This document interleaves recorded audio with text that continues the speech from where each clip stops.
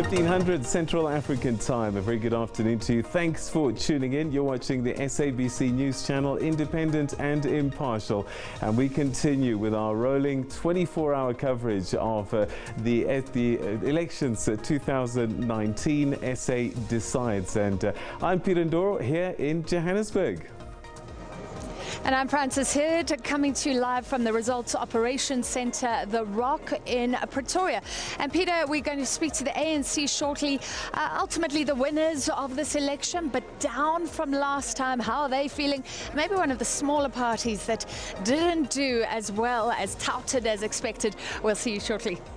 All right, so that's Francis Heard at the Results Operations Centre, the nerve centre of this year's elections results process, and we'll be crossing there throughout the next few hours. But first, let's catch you up with some of our election news.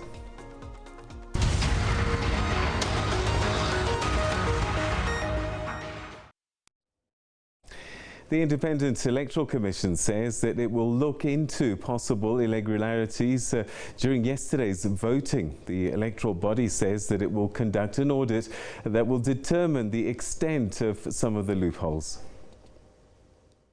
The Electoral Commission will urgently conduct an audit of results and votes cast in a sample of voting stations to ascertain if double voting occurred. The audit will cover a statistically representative sample of voting stations, as well as where complaints and allegations of double voting have been received. Well, there's been a breakthrough in allegations of double voting. The IEC says that 4 voters have been arrested in KwaZulu-Natal. The Electoral Commission is encouraged by the rapid arrest of 4 voters in KwaZulu-Natal in conjunction with the alleged double voting. As noted yesterday, any attempt to vote more than once leaves a clear footprint in the electoral process, and the suspects were tracked down using this information. Now the IEC says that while some votes may have been exceptions, the numbers released so far are legitimate. Behind me are the numbers of those results that have no exceptions, that are clean, as we've indicated to you, that have no concern. And if you said you want to be sure, you can, each one of them, you can pull off the website or the results system that you apply. You can pull off the result slip, because by the time it comes to the screen, there is that information, and you can pull out that information and clearly see the outcome of those results. Well, the IEC is now under some pressure to ensure an audit does take place to maintain its integrity. But it's also a nail-biting moment for some of the political parties. Some are breathing a sigh of relief even before the conclusions of the vote counting. Well, let me start walking towards our touchscreen here, where we start to look at some of the results and as they've come through so far. And joining me at the screen is political analyst Professor Somadoda Fikeni. Thanks so much for joining us. Welcome to the program. Thank you. Thank you. All right, let's take a brief look at what the results are telling us now at the moment. And we start with the National Assembly picture. And this is after 42.9% of the votes been counted already.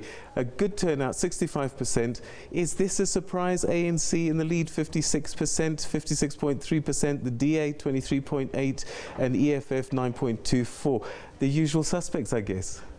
The usual suspects, it's not a surprise. That's what we expected, that the ANC would return with its majority. The debate was by how much. ANC since 2004 has been seeing an incremental decline of about 4–5%, and that is in line with that. But the question will be in the urban areas, where in 2014 and in 2016 we saw a dramatic drop. Will it now stabilize, meaning that the middle class and the working class are beginning to rethink or return back to the ANC? The DA again, it seems like from its dramatic growth of just under 2% in 1994, into what was tantalizingly close to 1/4 of electoral support. Now we are seeing it stabilizing, Right. not growing in any dramatic form. EFF, many thought because of the intensity of its campaign, it would actually have a dramatic, increase. Yeah. It has increased, but not as dramatic as the effort. I'm going to ask you a little bit later on if you think that perhaps this party has peaked in its ability to woo voters. But let's start analysing some of the provinces, and we start with the Eastern Cape, which traditionally has always been an ANC stronghold, and it looks like that's holding sway even before the Nelson Mandela Bays come in. 69% is a good starting point before the urban areas come through. Certainly, you must remember that there was a time when the Eastern Cape was such a divided province with factional battles between leaders. That having subsided, ANC having stabilized, even in the last local government elections, it was showing some steadiness and some growth. Yeah. And you're beginning to see that ruling party rebuilding itself. The anticipation of the new leadership coming in might be having an impact, but most important will be what will be its support base again in a metropolitan area such as the Nelson Mandela Bay, for two reasons. The local government support there, right, where it had dipped below 50%. The second one, the base of NUMSA, which has launched the Workers' Party, as to whether it was eating into that particular base. All right, so okay, I'm going to rush through the others and then we can just a general comment. We'll start with the Free State, and it looks as if, again, the ANC holding there, DA in second place, EFF 11.1%. Again, following patterns, unsurprising. We go now to Gauteng, and this one is the one that's going to be quite interesting. 33% has only come in at the moment, 69% turnout, we believe, and at the moment the ANC sitting with 50.6%. And I guess this is the one really that a lot of people are waiting to see. The local government elections, I don't know if it was a surprise, but it did show that it could be a coalition government. Will it be the same provincially, do you think? I do think that ANC might just make it to 50%. If below, it might be so tantalizingly close that they may not necessarily need the bigger parties in order to cross the line. Remember, these elections, for some of the parties like the DA, the EFF, Gauteng was the key battlefield. Yeah. You lose or you win it. Remember, if you take the last elections in the local government, ANC was below 50%. Are they now beginning to attract the middle class? Are they beginning to attract the minorities that they lost, as well as the working class? That is going to be key, because in rebuilding the ANC, they have to be looking at those trends. But one other area that we should not lose focus on, the Freedom Front Plus has had a dramatic gain. Reasons? The land issue. Once you say there'll be expropriation of land without compensation, it galvanized its constituency of whites and Afrikaners into an existential crisis. This was happening at the same time as the language issue was happening, losing ground in universities and some schools where Afrikaans was being pulled as the main language. The issue of sports transformation in areas such as rugby and so forth, as well as the street names and the statues. Okay, significant. Again, it's only 33% of the way there. The story could change quite a bit over time. So, in fact, I want to intervene by saying the story will change, because ordinarily the votes from the densely populated townships, informal settlements, come late.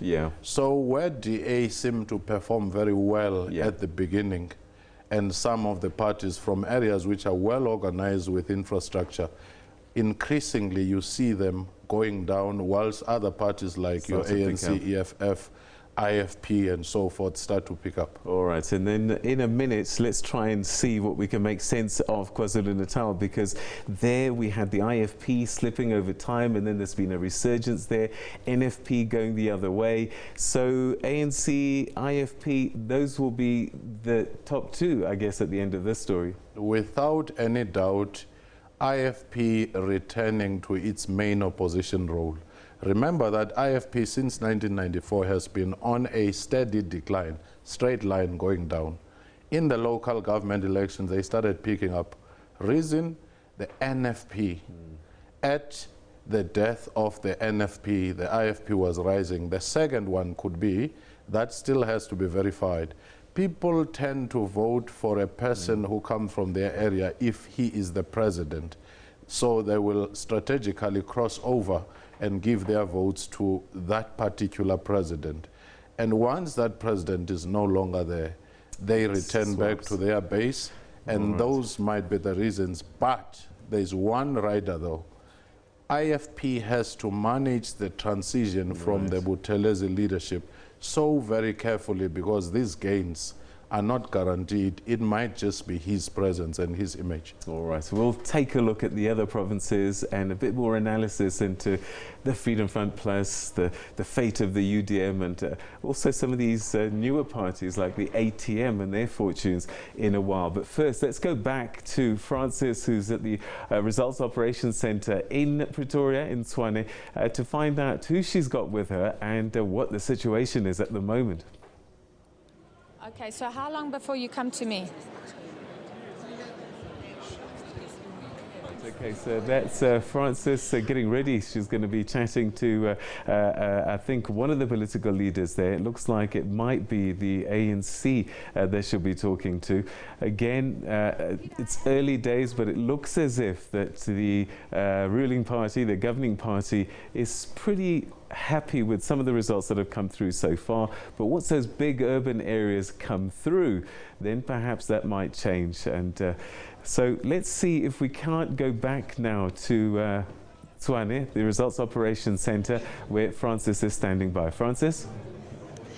Thank you very much, Peter. So I'm here with Zizi Kodwa from the ANC. Of course, the ANC definitely the winners in the election, but not doing as well as last time. What does that mean for your party right now? Well, firstly, people have spoken. It's important to appreciate that the results that are trickling in is not a total picture. It's early days to say basis on numbers, because we can't give a definitive commentary on the numbers. But in the overall, we're quite truly humbled by the continued support that our people continue to endow in the African National Congress. As you can see across the country, our people went out in their numbers. In some other areas, you had inclement weather. Against that weather, people came out in numbers. We do appreciate that. We don't take that support for granted. And we do want to comment that we will make sure that we do everything that our people told us as we're doing door to door. We'll make sure that we grow the economy, we create more jobs, we deal with some of the things that people had raised with us, fighting corruption, for example. We don't take for granted the mandate, the overwhelming that mandate, that is coming out even in other provinces, that our people continue to bestow to the leadership and confidence in the ANC. Last time you got 62%. You're now down to about 57%, although I think it's better than the local government elections. And there was analysis at that time that people were maybe disillusioned with the ANC. Loyal voters who had always voted for the ANC were maybe staying away. Do you think you've got some of those voters back? We're confident that we will pass the 60 mark. The fact that there are a number of other strong base of the African National Congress that is still yet to come. That's why we can't make a definitive commentary on the numbers, because they continue to change. We're quite happy with the work that the Commission has done. And I think their commitment that by 10 o'clock this evening, we could have 90% of the VTs being counted. It gives an indication of the work and the hard work that the Commission has done. We also want to thank the PLC, our reps in the African National Congress and other reps from other political parties, the manner in which they've conducted themselves, because I think we have to do it on behalf of our people, not just for the African National Congress and selfishly for other political parties. This is a maturation of our democracy. This is a sixth administration that people have voted free with less incident, and I think we must appreciate that you can't run such a big elections of 26 million registered people without even a single glitch. That will be like a miracle. Okay, but let's stay with the ANC and how you're doing. I guess one thing that actually affects you is turnout. And none of the parties, including the ANC, seems to have appealed to young voters. A lot of them didn't even register. We're looking at a low turnout generally, and then there are unregistered voters as well. Does that concern you? By all international standards, if you talk about turnout and overwhelmingly, 50+1 is overwhelming. So South Africa was still doing relatively well compared to other developed democracies. Because if you are talking about a turnout of 50, above 60 in some areas, that is more than what other democracies who are developed as like our democracy. So we're doing relatively well as a country, and I think we could go back to some of the reasons. Some of them have to do with registration, for example. You can't expect people to vote, more people to vote, and yet they did not register in numbers. So as the African National Congress, I think the message, among other things, is just important, is to say thank you to our people. We are humbled by the continue to support our people, continue to show and demonstrate, and confidence to the leadership of the ANC. We do not take that support for granted, because it comes with aspirations, but it comes with hopes, and we dare not disappoint the hopes and aspirations of millions who voted the ANC. All right, finally, just quickly, let's look at two provinces. Are you happy with your performance in the Western Cape? And are you worried about the ANC, the Gauteng, the ANC just above 50 there, but if you go below 50, maybe we're talking coalitions. Will you work with the EFF? We're not working, we do not campaign for any coalition, for any political party. We'll win Gauteng, we'll retain Gauteng as the African National Congress, and we can say that confidently. Again, not on the basis of the numbers that are triggering in, but on the basis of the work and some of the numbers that are outstanding from the strong traditional base of the ANC. In the Western Cape, results are still coming. We're still confident that from where we were in 2014 and 2016, we'll do much better this time around in the Western Cape. All right, thank you so much. That was Zizi Kodwa, spokesperson for the ANC. And let's speak to the spokesperson for the DA now. Second party, second biggest, no upsets there. And also doing as expected, perhaps, in the Western Cape, about 56% in the Western Cape last I checked. Let's start in the Western Cape. Sure. I mean, we're very upbeat about the results. You know, it's the result of all the work that we have put in terms of regaining momentum in the province. We've had a challenging year leading up to this election, but we are very content about what's coming out of the Western Cape. We'll have another opportunity to build on the legacy of good governance and delivering services to the people of the Western Cape. So we're chuffed about the result so far as it's coming in. And I mean, it's still early days, but in the Western Cape, you're seeing a massive gap between us and the second party. So we'll definitely return with an outright majority there. However, are you disappointed about Gauteng? The DA controlling some of the municipalities, no outright winner there. Your party was saying that you thought the province was in sight, but it's not. Look, I think Gauteng is quite tricky because even now with the results, you know, you still have large portions of stations which haven't been covered. Usually with Gauteng, what you see coming through first is the smaller VDs being handled first, and the broader ones, you know, often play a decisive role. So at this stage... So let me get this straight. So yeah. the ANC is above 50, but do you think that could change? Yeah, it could change. I mean, the thing about this election is that it's so unpredictable here in Gauteng, and the dynamics are so large that we'll have a clearer picture when almost 80% of the polling stations are done, because that's when we'll be able to see how much is the gap between the two leading parties and what are the numbers saying. Overall, you've stabilized. You know, you were talking about growth, talking about being the next leaders of this country. Are you disappointed, in fact? No. I think what we got into this election, we came with 3 goals. It was always to retain the Western Cape with an outright majority, which now we can confidently say we are on track to do. It was to reduce the ANC's majority and bring it under 50% here in Gauteng and the Northern Cape.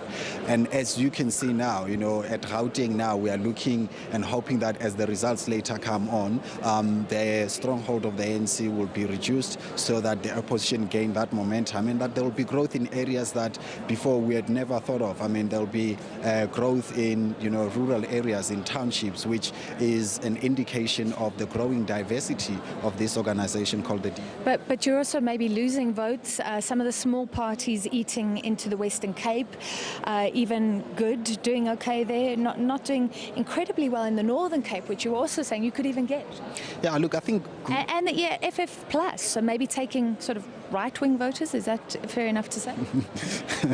I think Good was overstated, and as you can see in the results in there, they are not a substantial player in terms of the voter percentage. But I think, the overall sentiment is that globally, and it's even reflected here in South Africa, you are seeing the rise of populism and racial mobilization that seeks to divide the country, both on the right and both on the left. And we have chosen to stick in the middle, offer something that unites South Africans through our vision of building one South Africa for all. And we are rather in the long game of uniting South Africa. And that growth will come eventually so that we can build a diversified organization that represents the aspiration of this rainbow nation.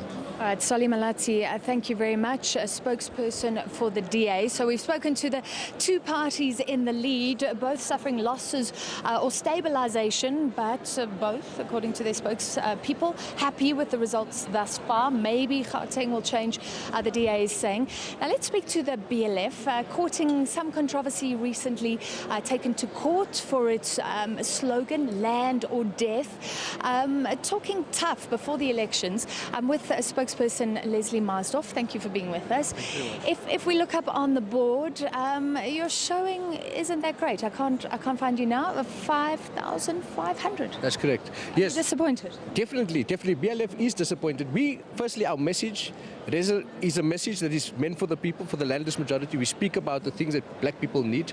We know that if we were in Parliament, or if we are in Parliament, we'd be the only black voice in Parliament to be able to put the black agenda firmly on the table. So we are disappointed as a revolutionary movement. But we must say, we are able to take criticism in the sense that how do we organize and galvanize our message in a way that makes us fight better in the rough terrain where white capital throws, through the DA, through the Freedom Front Plus, through AfriForum, throws legal matters at us and uses that time and energy that we could have used to campaign. How do we fight better? How do we fight better when it comes to irregularities and containing and maintaining our votes within the public domain? So we take these criticisms and we think about it, and we take lots of hope, because for 4 years we've continued to champion black struggle and fight capital, make sure Oppenheimers are held to account, make sure the Rupert's farms are not safe because we want to take land. The question now becomes, tactically, how do we ensure that in the next election, how do we make sure that BLF's tactics is of a supreme nature, where we'll ensure that these things that white capital throw at us will not distract us, but ensure that we can actually deliver. Well, you could actually say you got some free advertising. Going to court, you land up in the headlines. Still, that didn't help you. In retrospect, do you regret using land or death? Land or death is our position. We'll never regret it. But you must understand that white media has constructed us as senile, crazy people who just spew racial allegations, as they'd say. They don't construct us as a thinking organization that represents black people, and the only one at that.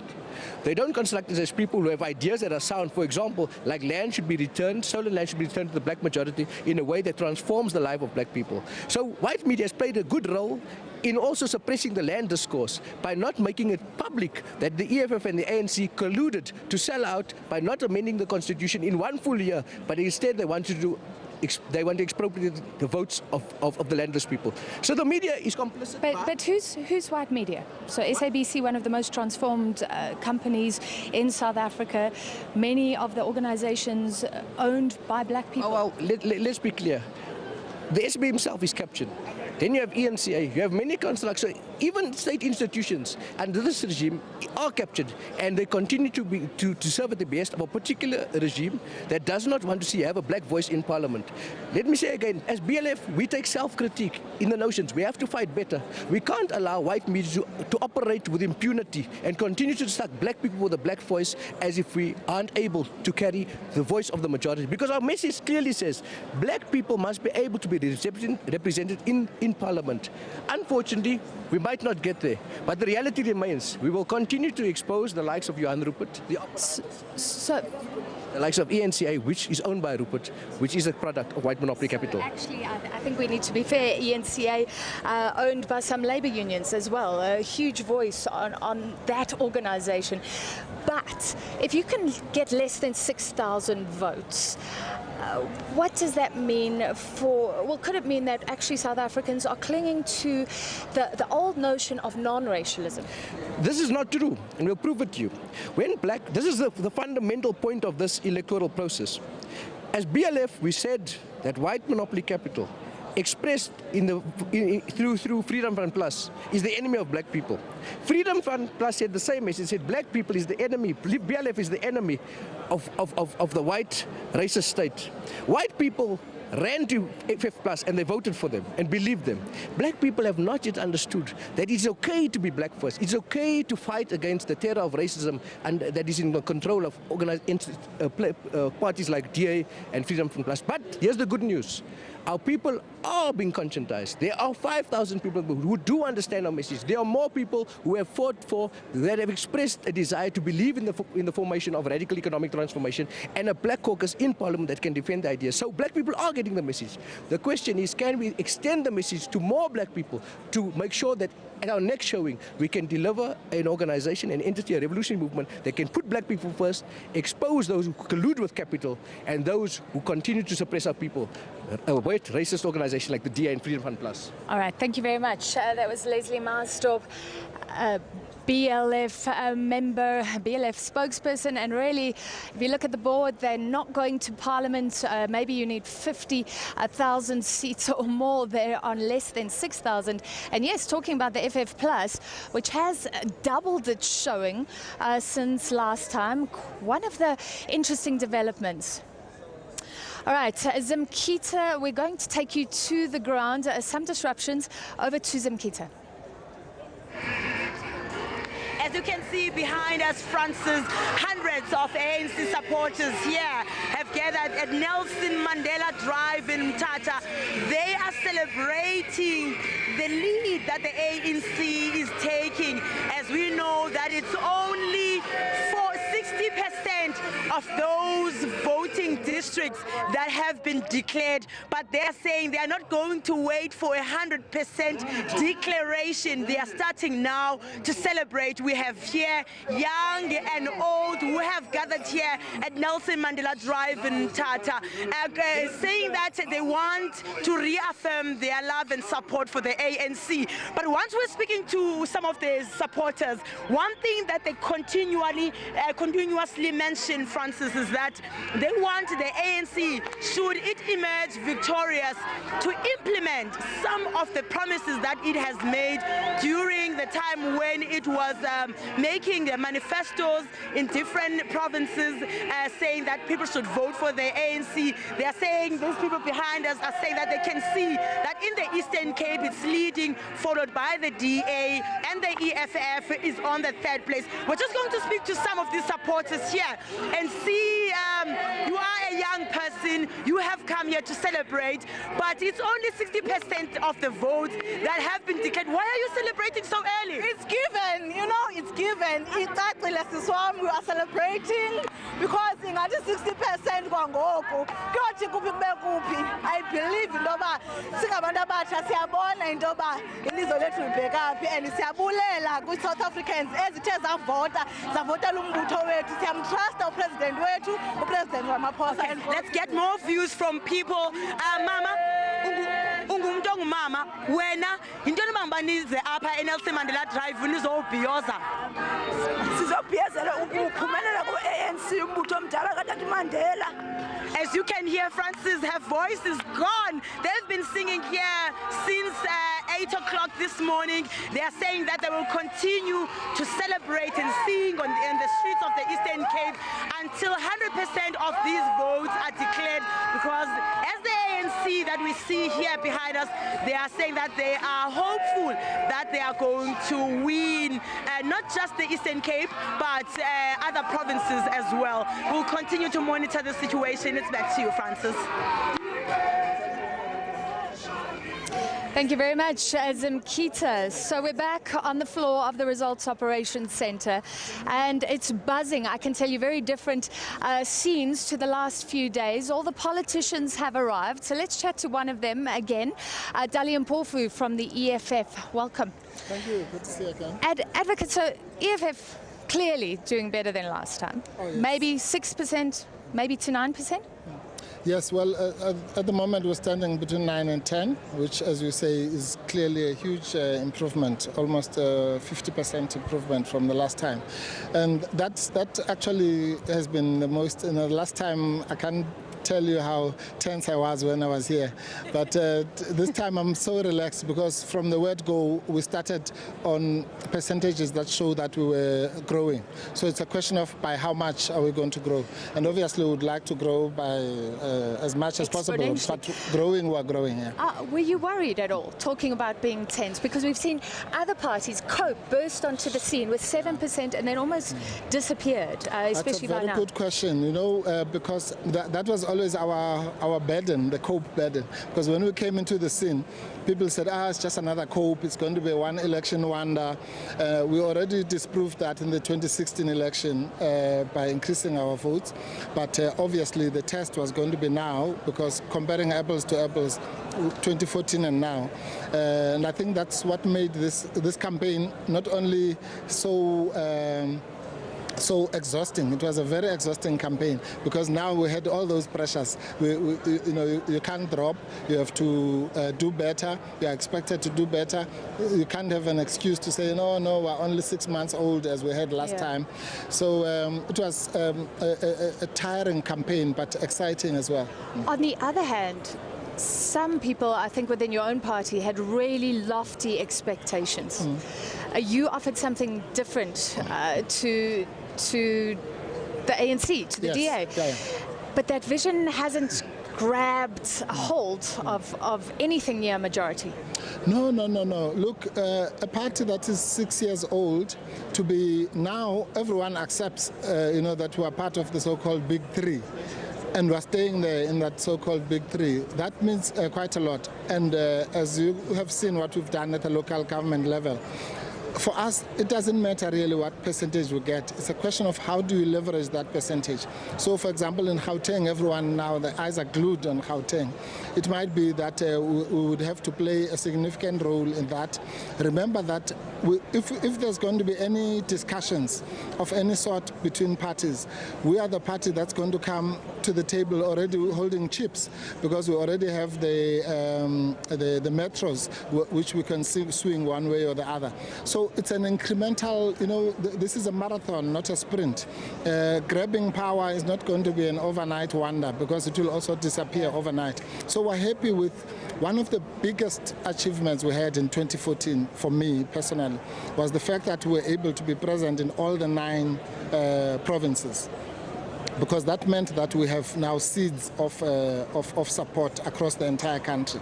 So this time we want to build on that. Already, I think in the Eastern Cape and the Northern Cape, we've already exceeded our 2014 numbers before we even reached the 50% level. So that's great. I'm glad you brought up Gauteng, because there were predictions maybe there will be a coalition. Right now the ANC on 50%. If it goes below, will you ensure the ANC is in power, or will you help the smaller parties and the DA?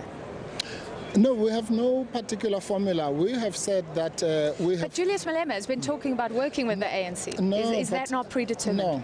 What Julius Malema said, people decide to spin it the way they want. He said, we will, the DA has been a bad partner, whatever words he used. The ANC will have to meet our demands.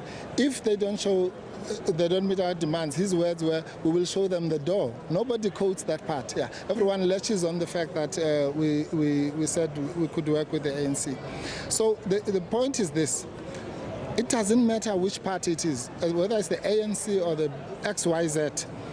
That party is going to have to meet our demands on land, on all the issues that we will put on the table.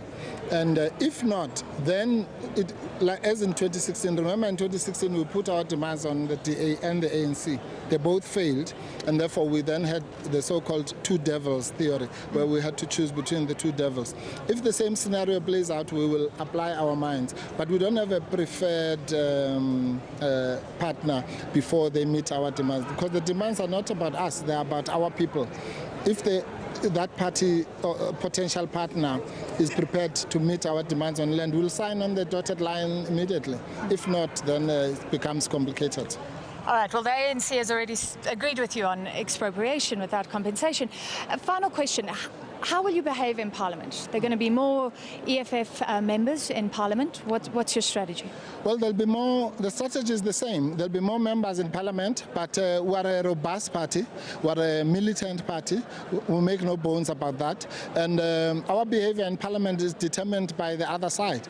If people don't open the democratic space, then we will be even more robust. If they do, we hope we increase numbers enough that they'll have to employ extra white shirts if they want to assault us this time. It was easy to do so when there were only 25 people. So this time around, they might have to find new ways. But you're not going to be violent unnecessarily? We've never been violent necessarily or unnecessarily. We've been beaten up. One of our MPs had a miscarriage. She was pregnant, beaten up, and people say we are violent when we were the ones who were beaten up.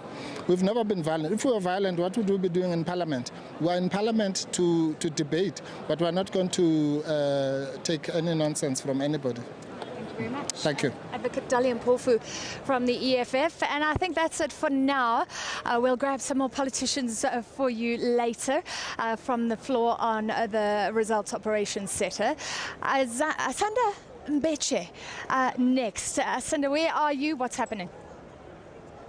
Good afternoon, Francis. I am at the East London Results Centre of the IEC, right here in the Eastern Cape.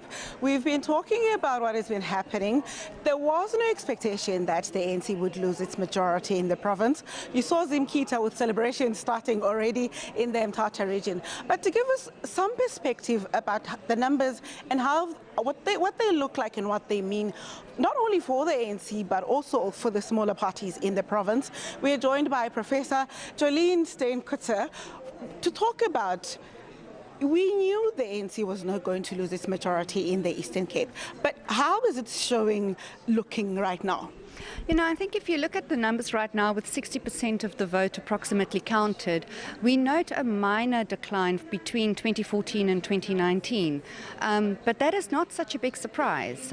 You know, it seems that the ANC is starting to stagnate within the province. But also, we have to take into account voter turnout. And there is a prediction or a possibility that we are looking at a much lower voter turnout than we had in 2014, for example. But of course, we'll have to wait and see, right? It's not over until we know everybody has sung and everything has been counted. When we're talking about voter turnout, one of the issues that's been happening throughout this week has been service delivery protests. Yesterday there was the issue of a voting station at Ntabangulu where people said they would not vote. Zimkita was at Elliotdale where people also sat outside a station and they said they would not vote. How much of that has an impact on each party's showing at this particular election? Look, I think at this particular election, you are looking at a situation where each political party will need to mobilize their voters and get as many of those voters to the polls as possible. I just took a brief glance at some ANC strongholds in the eastern part of the Eastern Cape. So, for example, at Senqu, with some of the vote counted in, the ANC is sitting comfortably at 80%. In Matatiele, which is also quite a volatile area, birthplace of the African Independent Congress, with around 39% of the vote counted. The ANC is sitting comfortably with 81%, the EFF second with 8.18%, and the AIC, ironically enough, is sitting fourth, and then the ATM. So how is the AIC not growing in its own background? That is a good question, but again, as I've said, we've only got 39% of the vote counted, so in that area. So we will have to wait and see how it plays out. It could depend on what areas have been counted and what not. Interestingly enough, if you look more towards the western part of the Eastern Cape, which we know has a bit of a different profile, Koga municipality looks like the DA is the leading party with 45%. The ANC is coming in second, and then interestingly enough, Hello Freedom Front Plus coming in third. You know, in that area. So the Freedom Front Plus has been a dark horse at this election. Jolene, we're going to continue this conversation about the performance of other parties, but right now I want us to bring in the chairperson of the ANC in the Eastern Cape, Mr. Oscar Mabuyane. You knew you were not going to lose in the Eastern Cape, but you were worried that you may not retain a higher majority as before. You've had service delivery protests, even yesterday on election day, people talking about issues of roads, healthcare, housing. How is the ANC looking to ensure that the people who did show up and vote for it will get their votes worth? Thank you very much. Good afternoon, firstly, Asanda, as well as the viewers. You are right. We've worked very hard, probably I must indicate that, and we are really humbled by the loyalty that our people have demonstrated in the province. Yes, we have done a lot, but we still have a lot to do to make things better for our people in the province. That's why you've seen some of those kind of unfortunate incidents that we have seen, other people blocking others not to vote. But we are quite comfortable. I think we needed a solid victory. We needed a very decisive victory. This is what we are actually experiencing, but well, up until the final count has been done, so far we are comfortable, and we are really indebted to our people in this province. We definitely have to do things in the manner in which our people expect us. People have got huge loyalty to the ANC. They really believe. Oscar, talk is cheap. Talk is cheap. It's easy to say people have shown loyalty and we will do better, but are there solid commitments that the ANC is making to those communities that voted for them to say, we will do this? Yesterday, when MEC Xasa had to go to Ntabangolo, people were saying the road leading to here is a mess.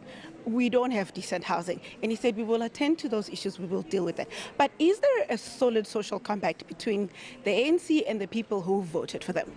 It is there. Since 1994, the life of our people in this province has changed, has improved quite significantly. We've been doing work only in the last 5 years that we're talking about. We've built more than 56,000 homes here in the province. We've been doing road. All actually provincial roads here are being surfaced. Yes, we've got challenges where we needed to do more in certain areas. Yes, issues of roads. We've got a huge backlog here in the province. You need more than 60 billion for you to actually surface all roads in the Eastern Cape. So the very same challenges, the historical inheritance that we have in the province will take us some time, but we're doing some work. Yes, there are challenges, teething problems. We need to improve on efficiency and effectiveness of governance, integration of our spheres of government, consolidating our approach. Some of these issues are really low-hanging. Had we done enough in terms of our approach, we would not be where we are. Why did you not do enough?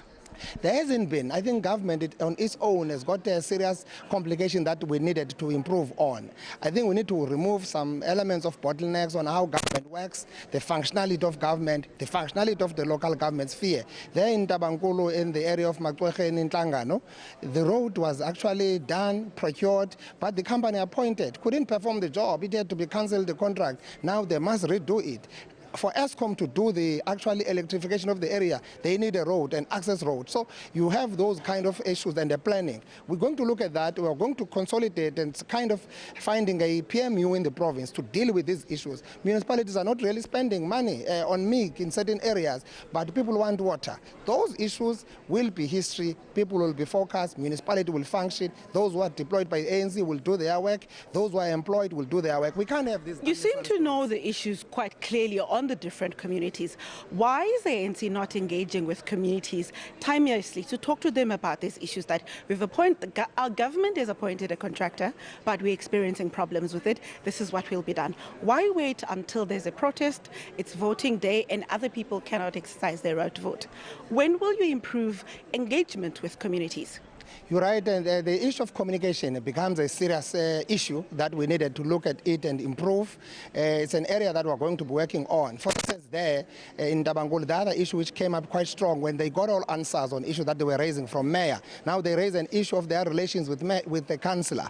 And unfortunately, that issue became a serious issue that has led to all what we have. How we get into that, how we address the issue of the trust deficit between us as government, ANC, as a governing party with our people is an issue that we are going to focus on, work on the social cohesion. Our people must be optimistic that we are solving their problems, we are attending to our problems. But actually we must condemn as well the behavior of people. If they are looking for electricity, they must dig roads. If they want a school, they must ban a clinic. It's uncalled for, it's unacceptable, it can't continue. Is it understandable though?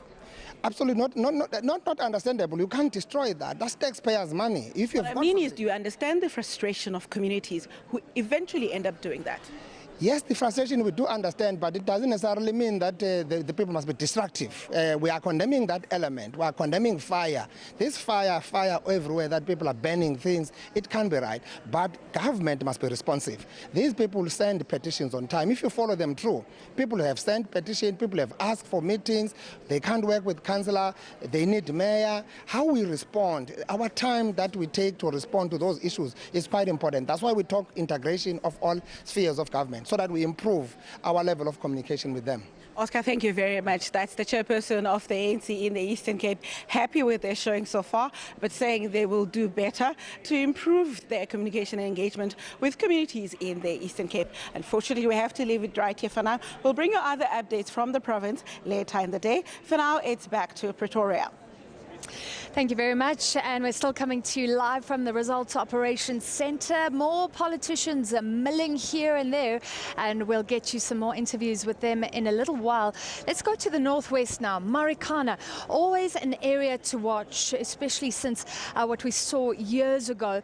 And one of the hot spots as a province, the northwest, more police officers deployed. Let's find out what's happening there. The results coming in. Lebogang Khosi Linswe, take us through them. Good afternoon, Francis, and once again, welcome back to the Northwest Province. Well, I can tell you that Marikana has been quite relatively calm in this week that we've been visiting and watching the voting process as it unfolds. But today we got some news that are quite different to what we've been seeing here, Francis. As you understand, the voting process was quite heavy, and the contestation between the ANC and the EFF here in Marikana is quite, a prominent, significant issue that we understand to be going on throughout the years. And today we came back to see just to understand how the voting process went according to political parties or party agents. And we met quite a number of people, among them one leader of the EFF branch in the Ward 32 here in Marikana. His name is Mkeake Mteto,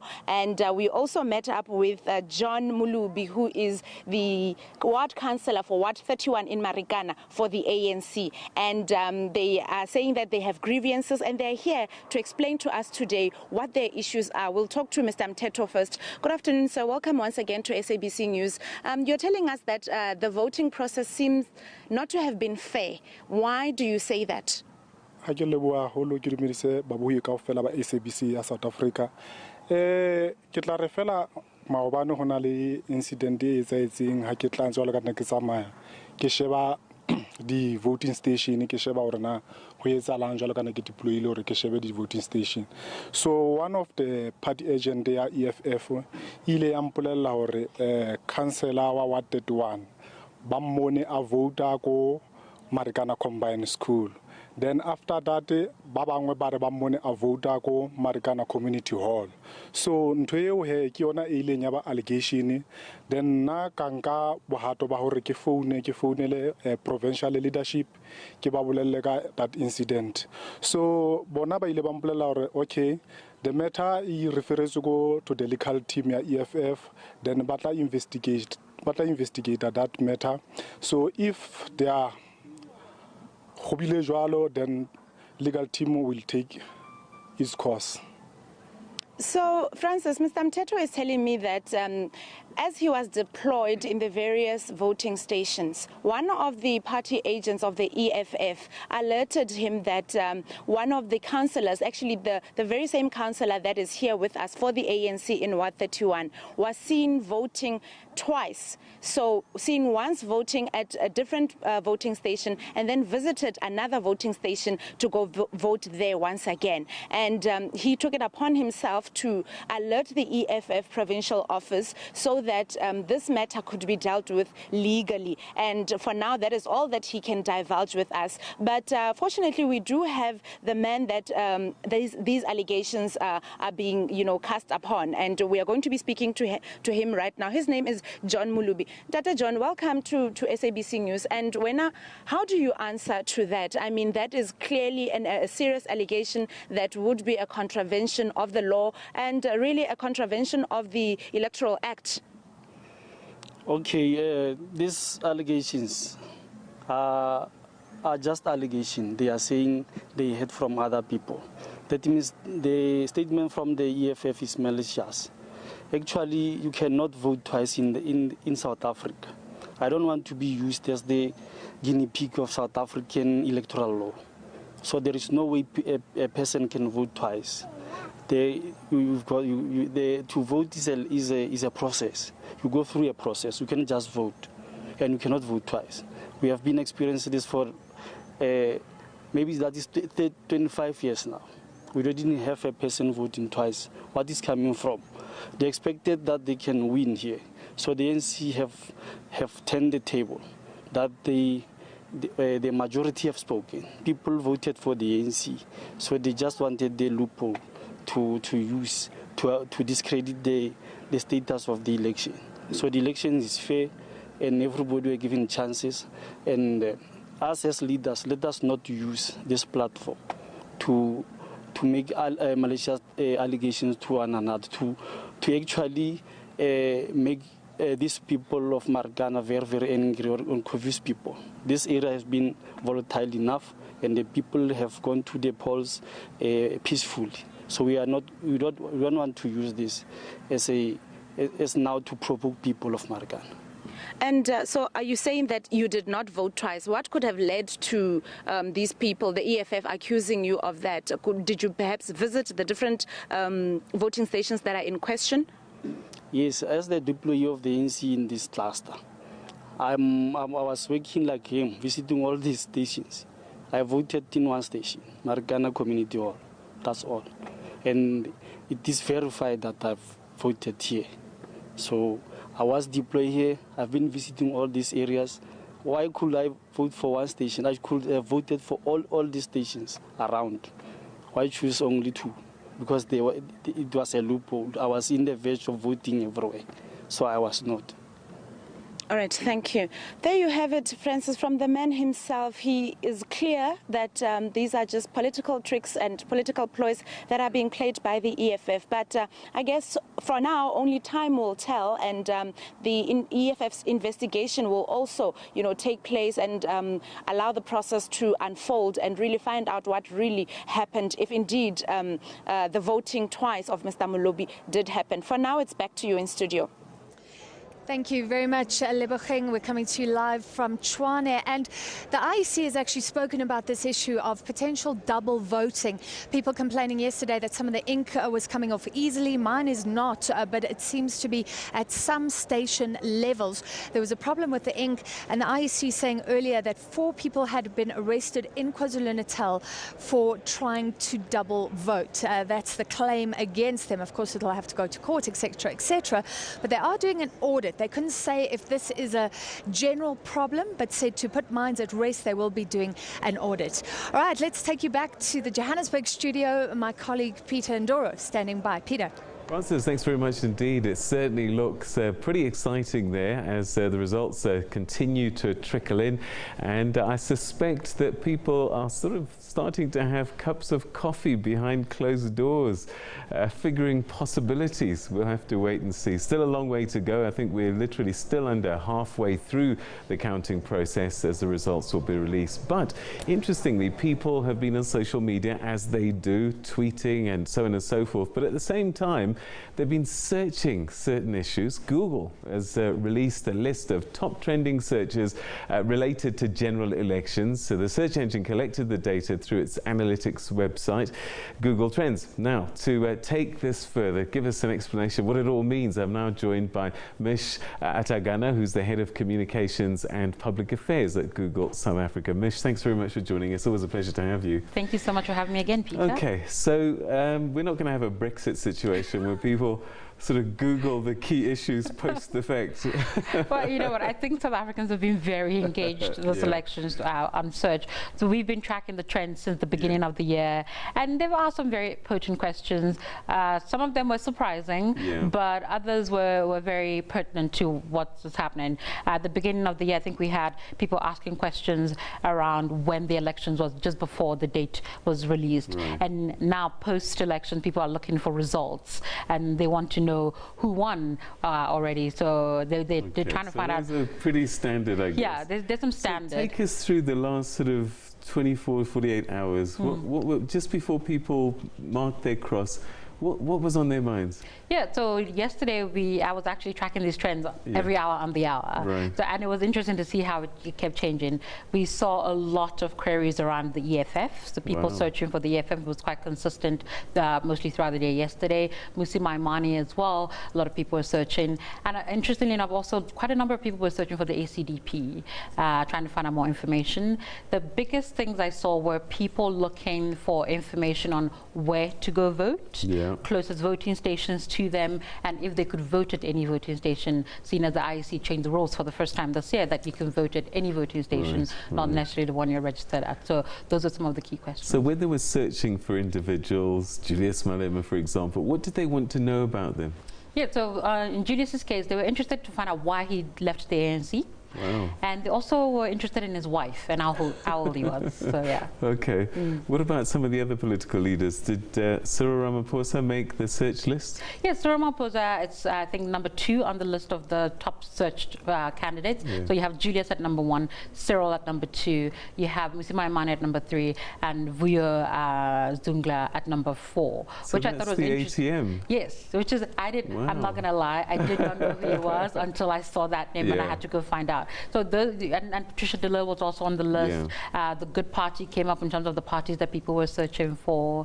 And what we found quite interesting was in the days leading up to the election, so we looked at the trends last week and then obviously yesterday, people were also asking some very pertinent democratic questions if what democracy meant for one, and if these were like when was the first time South Africa had its first democratic elections was also a question people What asked. does this tell us about the type of person asking these questions? Because I would imagine that someone my age has an idea of what democracy is. Could these be young, new voters? Absolutely. I think for the first time, a lot of born-frees are voting this year. And if you're 18, 19, 20 years old, this is the first time you're going to sit and make a very important choice by picking the leader of your country. And I think most people want it to be as well-informed as possible. But also, if you're 20 years old, 18, 19, you might be a little bit too shy to ask someone, what does it actually mean when we do these elections? How does it work? You know, how many seats in parliament? And these were some of the questions that came up. And they don't want to ask people, so they don't seem uninformed. So they come to Google to look for those answers. Save the day, of course. We hopefully give them the right information. Has there been a lot of international searches on South Africa? Yeah, so there was some trends as well internationally. It's similar questions. So we look at what South Africans are looking for, and then we also looked a little globally what people are looking for. And South African elections, we saw people globally searching for South African elections. This probably are South Africans abroad fishing what's going on Absolutely. at home. They want to know what's going on at home. They want to know what the results are. All right, okay. Well, we'd be fascinated to see what the searches will be post the fact when the results come out. But thanks so much indeed for giving us an idea of the minds of some of our online researchers and what they were thinking yesterday. Thank you so much indeed, Mish, for your time. Thank you for having me, Peter. All right, okay, so that's the story with Google and the searches, people searching the leaders. And one interesting question, why did Julius leave the ANC? All right, we'll continue to give you more rolling coverage on #SA Decides the Elections 2019. Who will be the ruling party at the end of the day? All of that and more still to come. Stay with us.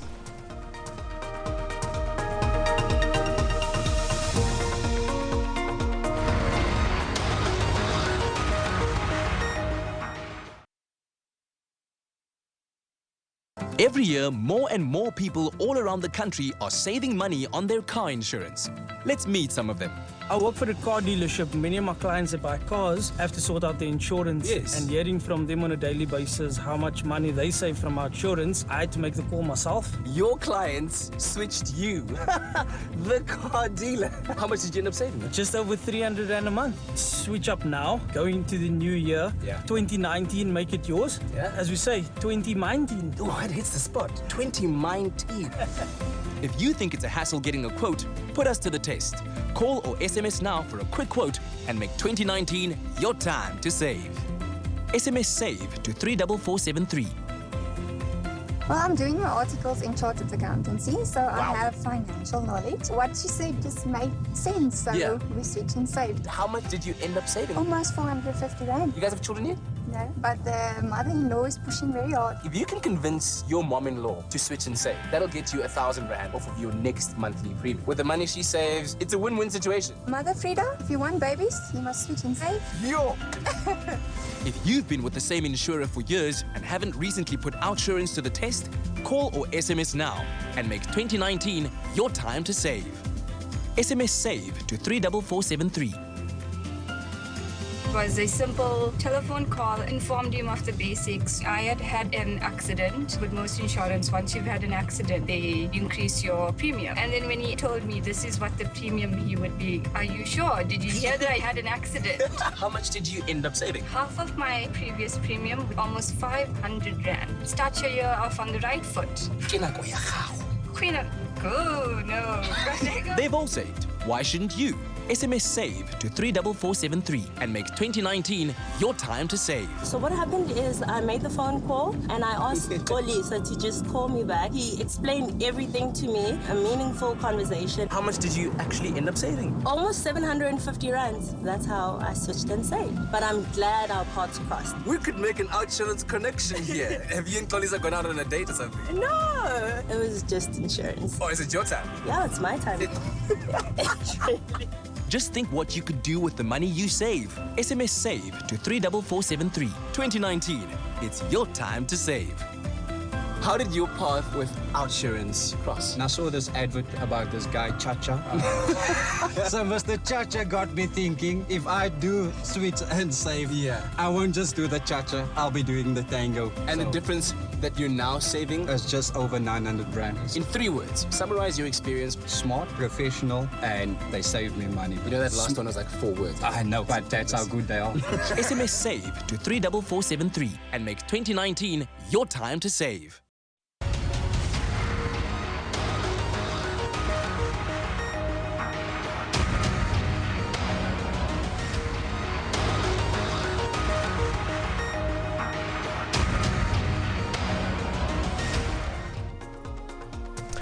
(1600) Central African Time. Very good afternoon to you. Thanks very much indeed for tuning in to the SABC News Channel, independent and impartial. We continue with our rolling coverage of the elections, and today it's the election results process that's underway, and we're covering that from across the country with our team of reporters on the ground, telling that story in a way that nobody else can. And you can also catch live updates, not just on this television platform, but also across our radio as well as our digital platforms as well. So go online, watch us on TV and listen to us on radio, and we'll keep you up to date. From here in Johannesburg, I'm Peter Ndoro. And live from Duarte, from the Results Operations Centre, I'm Frances Hurd. Peter, we've got lots of the politicians lined up. They are on the floor. I guess we're getting an idea of the final results, some gloating.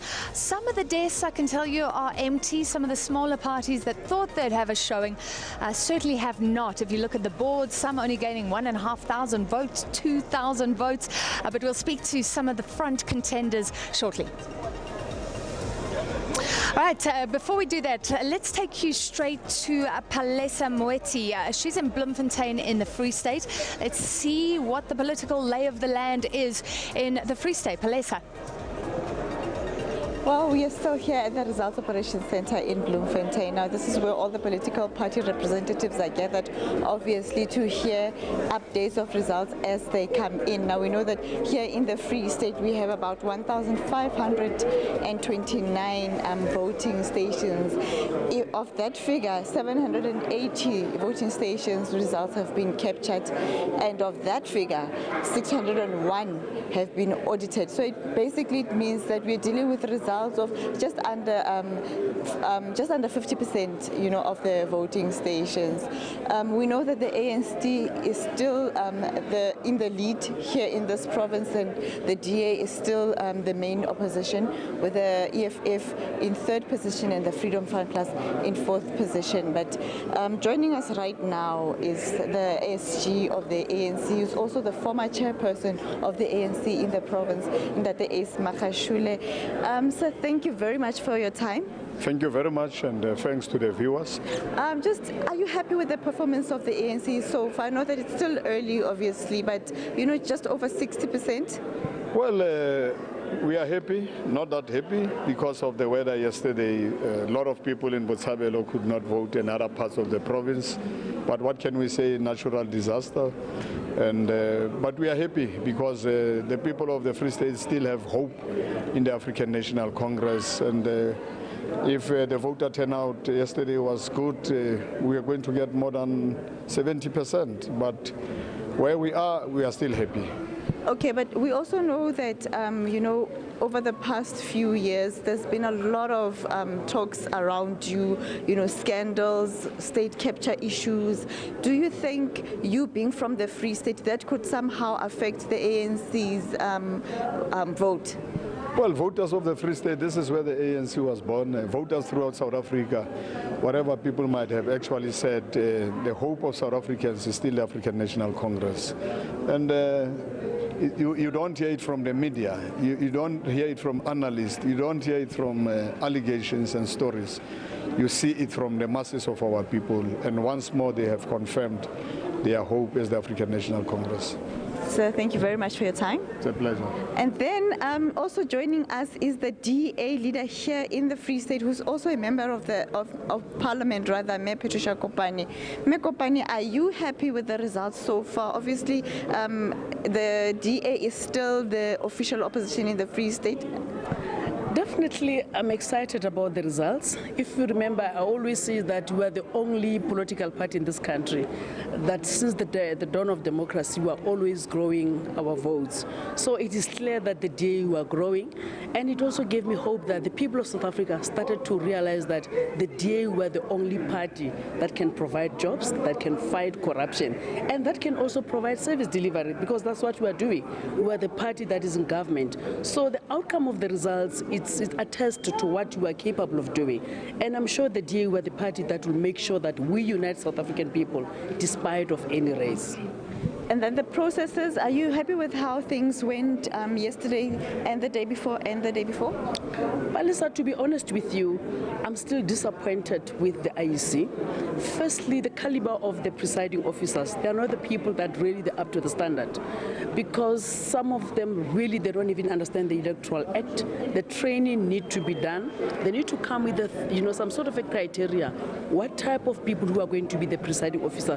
Because people come to vote, it's about their life. So we need people with leadership. That is the first thing. And secondly, that was a problem yesterday. Some of the areas, like in Riverstad, they ran out of the ballot papers. Definitely after 25 years of democracy, we expected the IEC to come up with readiness, knowing how to prepare much better.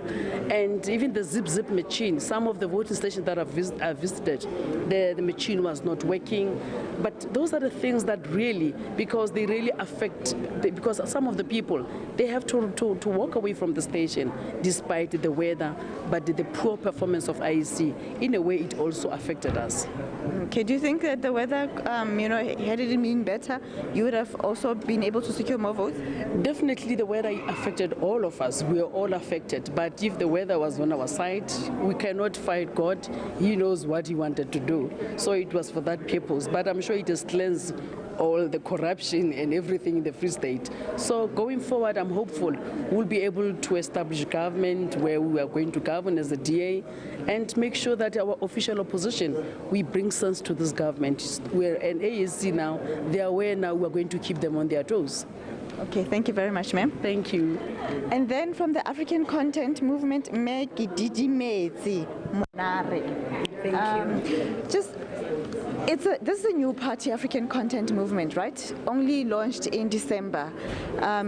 Being a new kid in the block, tell me, do you believe that you have done as much as you would have wanted to? Yes, I believe so, Palesa. We did well. Our campaigns went well. But I want to tell you about the results. I think we are at 50% now, but I am looking at the VD. They are 19. but we are looking at 4 now. So what I'm saying is I have hope and I am confident that our results will improve. Okay, thank you very much, Meki Didime Simonare from the African Content Movement. They have managed so far to secure 0.20% of the votes here in the Free State, which is around just over 500 votes. But they say, obviously, as a new party, they are quite satisfied with what they've managed to do. But with that, it's back to you in studio. Thank you very much, Palesa. We're coming to you live from the Results Operations Centre, The Rock in Tshwane. And I'm with the ANC's Deputy Secretary General, Jesse Duarte. Thank you for being with us. Ms. Duarte, so the ANC in a comfortable lead, half of the votes counted. But the trajectory, and we've seen it over years, is down. Does that worry you? Well, you know, in every democracy, you start at a particular high point, and then there's a leveling off. And over the years, of course, we've leveled off. But our democracy is also maturing, and more political parties are entering the terrain. And so voters have a bigger choice than they did in 1994 or the years after that. So we're not very unhappy about that. We're quite pleased about the fact that our policies have been able to secure people's right of association, freedom of speech, and their ability to feel free enough to go and vote for whoever they wish to vote for. We're also not unhappy about the space we're in at the moment. It's a good space to be in. We ran a very much a voter contact campaign. So where we are with just 50% of the votes counted is where we expected to be. With the bigger metros not yet counted and the high volume of voters registered in some areas not yet counted. So we're not exactly unhappy. We feel that what we projected would happen. And I think that the CSIR to some extent has almost within a base points of 2 or 3, almost at the same point where we are at 50%. So there's still you know, there's still a long way to go until and they're tonight. Projecting to the end, your end projection? Well, they've got us at 59. We're not willing to say where we are because one of the things we're not going to do is to proclaim a victory on behalf of being pushed into it. We'll wait until 10 o'clock tonight. And are you worried about Gauteng? So Not at all. Gauteng was up for grabs, it seemed. Oh, yeah, it seems You're so. above 50, but Yes. the big metros haven't come in. Well, those usually Soweto come is in not last. counted, Yeah. and the queues in Soweto yesterday were enormous. I mean, we did go out physically and check that. Alexandra was enormous. Places that had some difficulties in Centurion, one VD with 7,000 voters struggled, you know, up to 9 o'clock, 3,000 was still in the queue.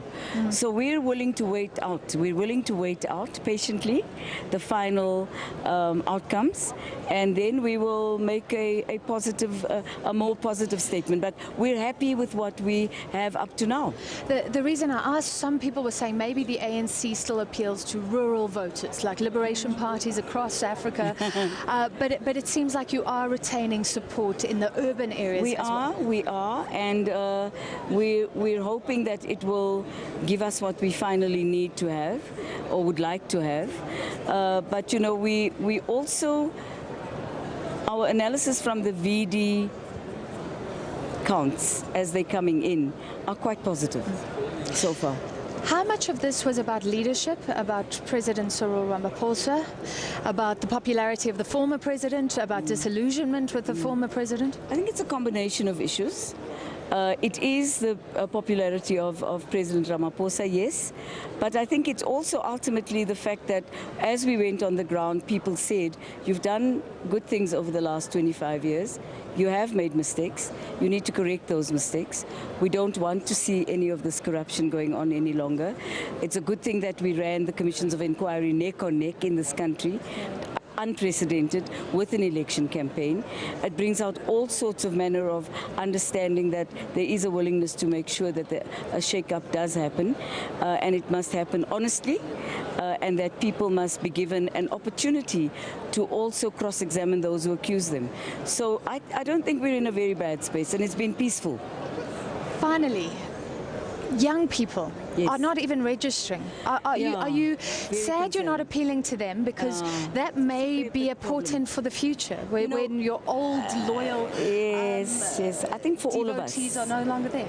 I think for all of us, you know, the fact that the youth didn't go and register to vote is a serious problem, and perhaps one of the first things we're talking about doing is leaning back and looking at how we can connect directly with young people. It's not just about patronage and providing NSFAS bursaries. It goes way beyond that, and the critical issue is job creation in our economy for young people, and that came up in the research we did as a big issue for young people, jobs, and the ability to contribute actively to the economy. So that's a big part of our manifesto. All right, thank you very much for your time. ANC Deputy Secretary General. Let me call in James Self from the DA and just ask that question quickly, and then we'll go to Gillian Pillay, who's on the ground in Gauteng. Very quickly, so I asked the ANC, what about the DA? Nobody seems to be appealing to those young voters, many of whom didn't even bother to register. Yes, I think we have a big problem, and the problem is the electoral system in South Africa, because the electoral system is anonymous. One votes for a party rather than individuals. There's no direct contact between young people and other young people. We have some really dynamic young people in our organization, but they're largely unknown to the broad public. So, I mean, what we need to do is we need to change the electoral system so that people vote for people rather than people vote for parties. All right, James Self, please stay with us. We're going to quickly cross to Gillian Pillay, and she's live for us in Johannesburg. Gillian, where are you? What's happening? Very good afternoon to you, Francis. We are coming to you live from the Nelson Mandela Square informal settlement. This is where most of our election coverage yesterday came from. This is said to be a DA stronghold, and this is the kind of responses and sentiments we got from residents here who took to the poll yesterday. They spoke a lot about their frustrations, as we've heard around the country, many talking about the changes that they'd like to see as a result of the vote. I'm now joined by one of the residents here, Francis, Brandon Pariachi. Brandon, you know, in the Gauteng province we can now see the ANC is leading, then it's the DA, and then it's the EFF. You said you voted in every election, and at the first election in 1994 you voted for the ANC. What changed since then for you? Service delivery. As you can see around you here, 55 years later from our Freedom Charter, basic services have not been delivered to these people. Why is it that are we suffering like this? Come on, look at this. Look at this. Look. We have children playing here. We have kids that are sick all the time. If you look into the airs, you'll find a spider web of wires. But Slovo Park is next door. It's been electrified. I mean, it took these people so many years just to give these people electricity and a basic toilet. As you can see, life goes on as normal here, as if it was yesterday. As if it was yesterday, it's back to normal. We're living in normality, with a hope of nothing, with a hope of nothing coming. There is nothing coming to Kliptown. We have been promised electricity. We are still waiting on that. How do you feel about what we're seeing on the board now? It's still early days, but the ANC is leading. Then it's the DA, and then it's the EFF. How do you feel about the way things are looking now, with the way you voted yesterday? I feel that people of Kliptown are going to suffer for another 5 years. If it's my own opinion, if the ANC wins, we're going to live like this for another 5 years. Seriously, we are seriously going to live like this for another 5 years, because politicians come up to Walter Sisulu Square, and that's where they stop. That's it. Just before the elections, Cyril Ramaphosa was at our IEC point. Not one person around here knew that he was here. Julius Malema was in here. Nobody knew he was here. So now how are we gonna actually solve this problem? But I'm also joined, Francis, very quickly by a gentleman we interviewed yesterday who had been voting ever since 1994, Sipho Janchi. How do you feel about the way results are looking now? You said you've always voted for the opposition. Yes, I see that the ANC is winning. But to win is not showing that there will be a better life in Kliptown. Cyril Ramaphosa is not new in the political arena. He was there when Mandela was there. He was there the time of the era of Thabo Mbeki. He was there the era of Jacob Zuma. So what changes is he going to bring? And also those people who have developed a hope to vote for the ANC yesterday, every year when there's a new president candidate, they think that he will bring about changes. Even Zuma, people were excited, but they took him out of the office before his term of the office. And now them winning is not going to assist that with anything. If the horse is not winning the race, you don't change the jockey, you change the horse, because of the problem is the horse. So I don't think that the ANC winning, there's any changes that we are going to get. Where are they going to get money to do all those changes? It's not only us in Kliptown. We've seen all over South Africa, people are fighting. They don't have water. They are drinking water with animals. Others, they don't have electricity like ourselves. But Mr. Janchi, aren't these the people that are still then voting for the same horse, like you say? People, they develop hope. Every time when they see a new person, they develop a hope. But to me, Cyril Ramaphosa and Mandela and Thabo Mbeki and Zuma, they are the birds of the same feather. There's nothing that they are going to do in changing the lives of the people here. We are still, Mandela promised jobs. Where are the jobs? Nothing. This area is named after Nelson Mandela. And the Lowlands House is also here where Mandela used to hide during the time of the Freedom Charter. Yeah. So there's nothing that is happening. And there's nothing that is going to happen. That is why the Freedom Charter, where it is, the word is even taken by the DA to show the anger the people that they have towards the ANC. Those who have voted yesterday, they think things are going to be better. They thought that the times of Zuma and the time of Mandela, nothing's going to change. Francis, there you have it, just some of the sentiments that are coming out as results trickle in. We know it's still early days, but the writing appears to be on the wall. I know there's still a lot of counting that needs to take place, but the ANC leading, and then the DA, and then the EFF. We'll bring you more reaction from the side of Soweto during the course of the next few hours. Francis. All right, thank you. So let's continue our discussion with James Self, Federal Executive Chair of the Democratic Alliance. So we were talking about young people. Overall, let's look at the DA. You're not going up. This seems to be a stabilization since 2014. Is that disappointing for you? No, not really. We set ourselves 3 objectives in this election: to win more or less the same number of votes as we did in 2014, to retain the Western Cape, and to try and force the ANC under 50% in Gauteng. I think we will get more or less the same percentage of votes nationally. However, Musi Maimane was talking about leading this country one day. Does this mean that is out of sight? No, I don't think so. I think every political leader has to aspire to become leader of the country, because that is the job of the leader of the official opposition, to position him or herself as the alternative leader in the country. But we're very pleased about the result in the Western Cape, or the anticipated result in the Western Cape. I think we've got a solid record of governance over the last 10 years, and we'd like to take the Western Cape to the next level. And I think Gauteng is going to be a cliffhanger in one way or another. However, if we say in the Western Cape, that's controlled by you, it will be again, but some of the smaller parties taking some of the votes, maybe FF Plus taking some of the votes very quickly? Yes. When you set yourself up to be a party for all South Africans, that is a party for white South Africans, black South Africans, Indian South Africans, coloured South Africans, then it is inevitable that some people feel insecure because the party is not acting for them. We can't act. So you're going to lose right-wing votes, basically? I think it's inevitable. That's what our market research showed. It was no surprise to us what occurred today. and we're just going to have to live with that. All right, thank you for your time. James Self from the DA. And let me bring in COPE now. Dennis Blum from COPE. I don't know if you can see on the board behind me. Let's find COPE. 24,000 votes or so. Mr. Blum, it looks like you may even struggle to go to Parliament with those figures. No, I don't think so.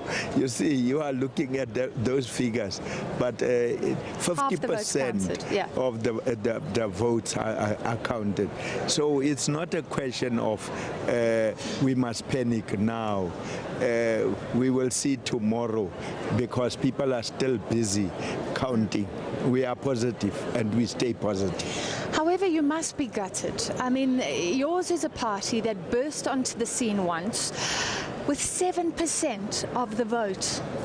What has happened? How did you let that slip away? No, it's no secret. There was serious problems within COPE.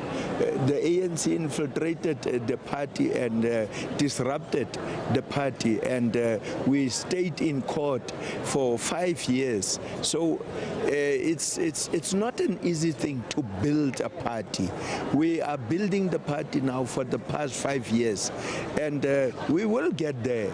It's not a problem for us to build and build and build to have a strong party. All right, thank you very much for your time. Mr. Blum from COPE saying he believes they will go to Parliament. Right now the figures not suggesting that, but we're at half of the vote. And remember, COPE had won 7% more than the EFF.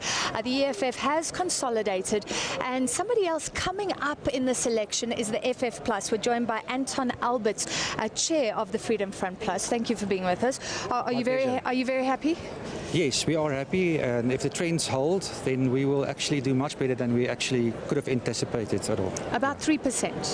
Yes, maybe about 3%. Some of the analysts say we'll get about 2.7, 2.8. So we'll have to see how it unfolds. We've now counted 50% of the votes, but if that holds, then we probably can go to the 3%. Yes. How did you basically double your votes?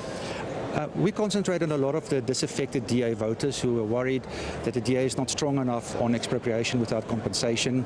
The DA is not strong enough in protecting minority rights, and we are a party that's based on minority right protection, and we would like to see an equilibrium or balance between a majority in South Africa and a minority by representing the minorities' rights, and the DA has actually stopped doing that, and I think people started feeling uncomfortable, so you find a lot of white voters coming back to us and coloured voters also coming to us.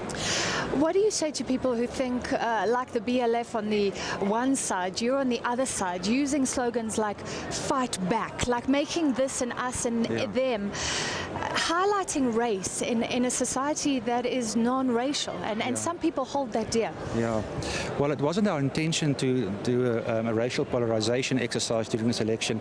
The fight back is basically to say fight back with your vote against the ANC's looting, you know, and to make sure that we grow so that we can be part of a coalition government where it's possible to create one. For instance, in Gauteng, might be outside possibility still. We are actually a party, if you read our manifesto, that wants to take race out of the economy and race out of society, that people do not see each other based on a race anymore. So that's why we want to see that affirmative action, and BBB also goes out of the system and is eradicated in the end of the day. All right, thank you for your time this afternoon. That was Anton Alberts, chair of the Freedom Front Plus, basically doubling their votes from last time. At one stage doing better than the IFP, but of course we're at half of the votes. We'll wait and see the actual outcome. Peter, it's back to our studio in Joburg.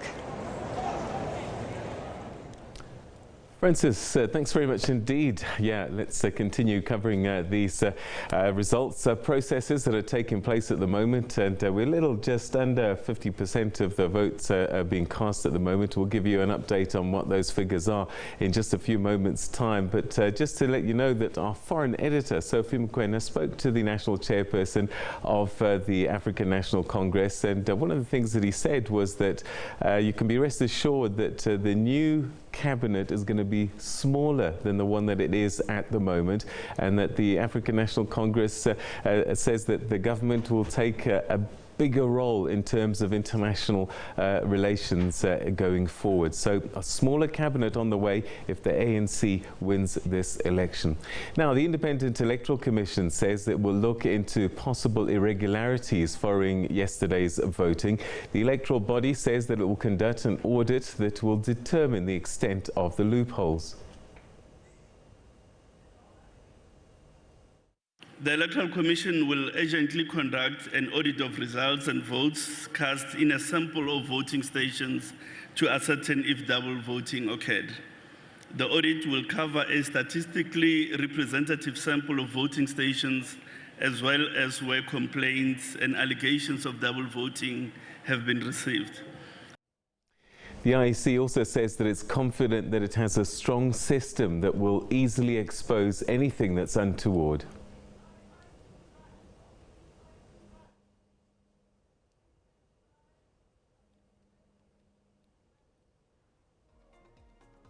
We are confident that our system is strong.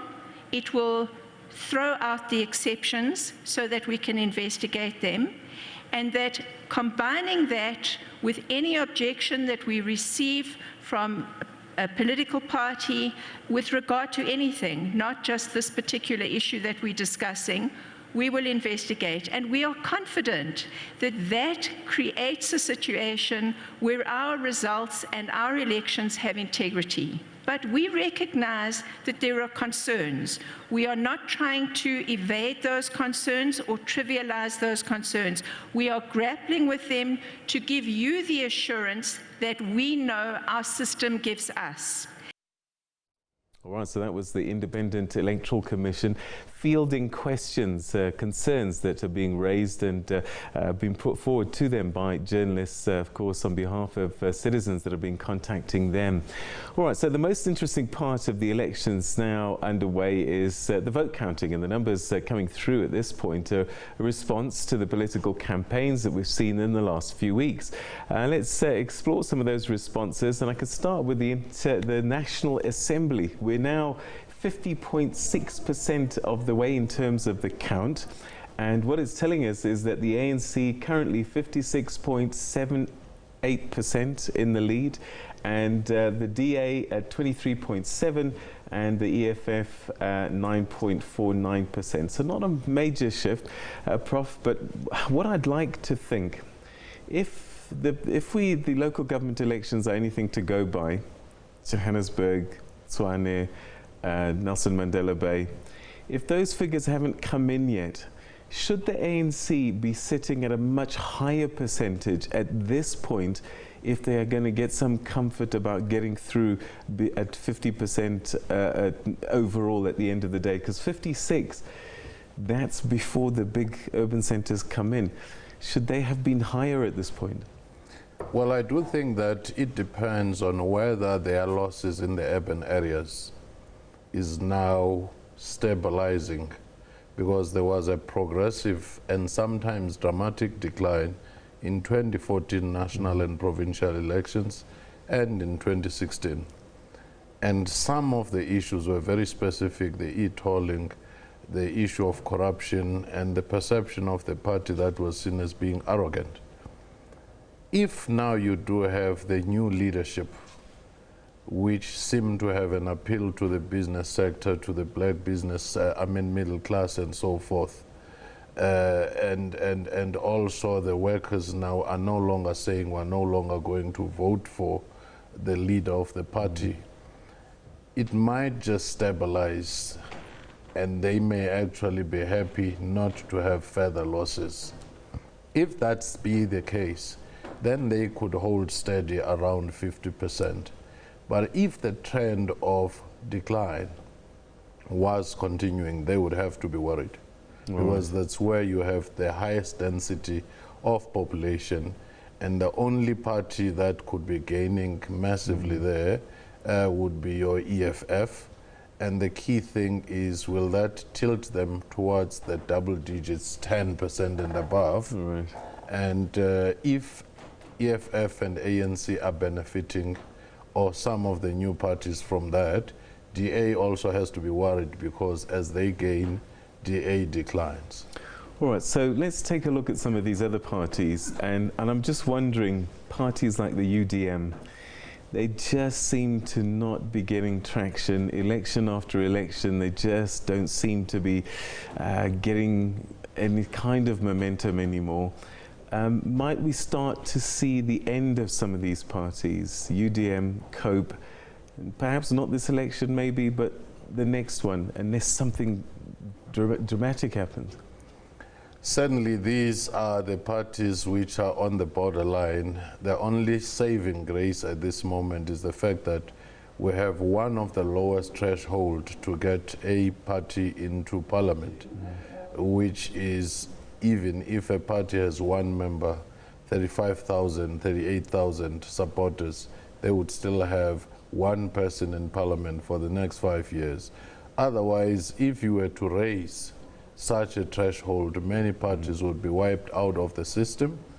And some of the people who are debating the future of our electoral system are even beginning to debate the utility of having 40, 50 political parties instead of having an effective number of parties that can have a real impact towards nation building and so forth. So to that extent, these parties may be rendered weak. Yeah. No matter who wins and what margins, one gets a sense that a reset button needs to happen, and the politics of going forward after this election has to be completely different from the old order, because there is this issue of 9.8 million people who didn't even bother. So what will have parties learned, those that have won and those that have perhaps lost their way? Well, the biggest problem that we're facing is a legitimacy crisis of our body politic, which means the number of people not participating at all, even though they are eligible voters.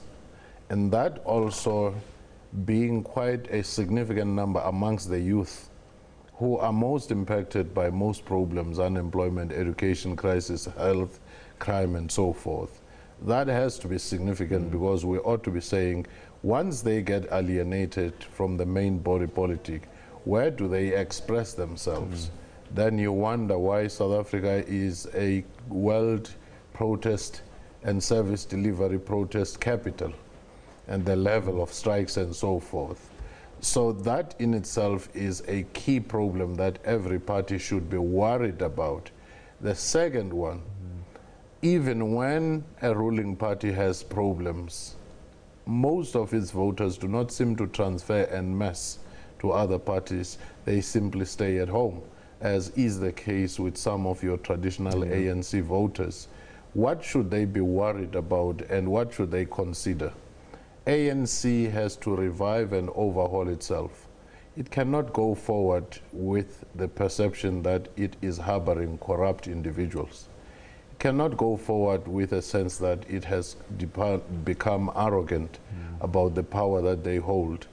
It cannot go forward with such high policy turnover, leadership turnover, because people need certainty and, more importantly, implementation capacity. With the DA, they have to worry about the revolving door situation, where as they try to diversify, the groups they attracted earlier, white voters, start leaving, and the minorities start leaving. As we are trying to catch the others, others are leaving. The EFF also has to worry about the fact that they had exerted so much effort into this at the time when the ruling party was at its weakest. The party divided, the party being exposed in the state capture, that you can't wrestle them to the ground in any significant way, and they're still struggling to get into double digits, means that their core constituency is really committed, but they are not speaking to constituencies more diverse than their core constituency. Therefore, they might reach a maturation stage earlier and their peak. If they were preparing to be government of the future, they'll have to do more than that. Their sometimes violent rhetoric, which may be seen as divisive, not answering directly on some of the accusations of corruption may also be some of the things that they have to be looking at, of course, the internal party democracy. And you move on to the Freedom Front Plus. I think they're quite clear that their focus is the Afrikaner constituency. But in a transforming South Africa, you can go so far with that. And beyond that, what do you do? Generally, other parties ought to be worried if ANC at its weakest could not be wrestled to the ground. What if they recover? Right. Right, if you knock them out, you've got to knock them out with a killer blow. You know, in boxing, if you are going 15 rounds or 12 rounds and you suddenly see your opponent dazed, you throw a flurry of punches and you realize that the opponent is not going down, you start feeling tired. You start worrying about the long distance. All right, Prof. Samadoda Fikeni, we'll continue to have our conversation as we unpack what perhaps some of these initial results may mean. We're 50.6% of the way in at the moment. And at the moment, what it's saying and what it's telling us is that the ANC out in front, 56.76%, the DA 23.01%, and the EFF 9.51%. And that's the situation after 50.6% of the votes counted to date. So still a long way to go, but a picture starting to emerge, perhaps not surprising, and we'll continue to explore all of that still to come. Stay with us. We're going to take a quick break and then we'll continue going around the country to our reporters on the ground.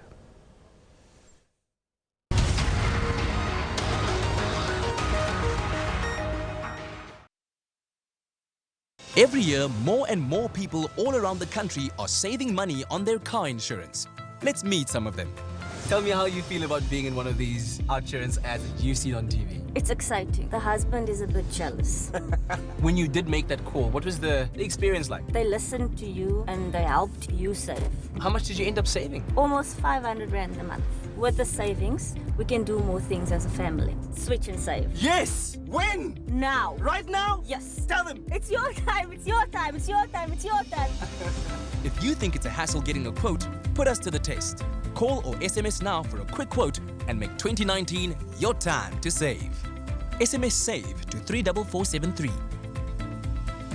So how did you hear about insurance? So it was a TV ad. Normal day-to-day people hearing their testimonials and hearing how much insurance saved them. You want to put up your hand and say, that's me. I want to save money. Often you see these ads and you think, okay, well, they've been told what to say, but it's not. You ask the question. You're not a professional actor? No. How much did you end up saving? 300 Rand. Cha-cha. If you've been with the same insurer for years and haven't recently put insurance to the test, call or SMS now and make 2019 your time to save. SMS SAVE to 34473. So how did your path cross with insurance? My nephew referred me because he had just switched and saved. Yeah. How much did you save? Over 900 Rand. What are you doing with your saving every month? I want to go to the Caribbean island. I want to go and get my groove back. You need to give your nephew a shout out. Give him a shout out, Bonnie. Dale, you are awesome. And now, she and Mr. Quipman are going to get their groove back. They've all saved. Why shouldn't you? SMS SAVE to 34473 and make 2019 your time to save. So what happened is I made the phone call and I asked Kolisa to just call me back. He explained everything to me, a meaningful conversation. How much did you actually end up saving? Almost 750 rands. That's how I switched and saved. But I'm glad our paths crossed. We could make an insurance connection here. Have you and Kolisa gone out on a date or something? No, it was just insurance. Oh, is it your time? Yeah, it's my time. Just think what you could do with the money you save. SMS SAVE to 34473. 2019, it's your time to save. Made a call, so what did I have to lose, right? I had the nicest conversation with Naz. He ended up saving me over 1,000 Rand. What? Yeah. How long were you then with your previous insurer? Around 2009. Nearly a decade. Yeah. It's a lot of money that you could have saved, right? almost- Let's focus on the future. If you were to give somebody advice about starting off the new year, Make 2019 yours. Have a 2019 year. SMS SAVE to 34473 and make 2019 your time to save.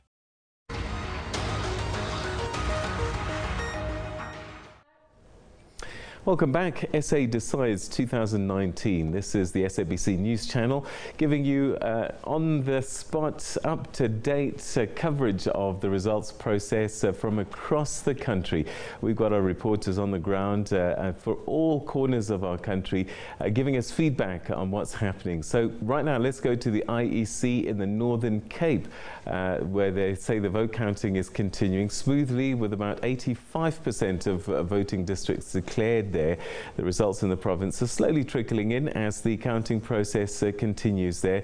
The provincial head of the IEC in the province, Bonolo Modise, says that they are confident that they will provide clear numbers later today. Our reporter in the Northern Cape is Reginald Witboy, who is tracking events there. Let's go to Reginald and find out how far things are going and how well they're going. Reginald, thanks very much for joining us.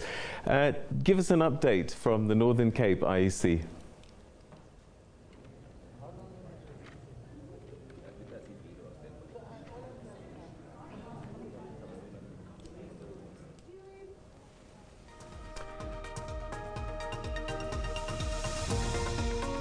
In the Northern Cape, we are nearing the end with 89 voting districts declared. The ANC is leading the pack with 56%, the DA 27%, and then the EFF in third place with 8%.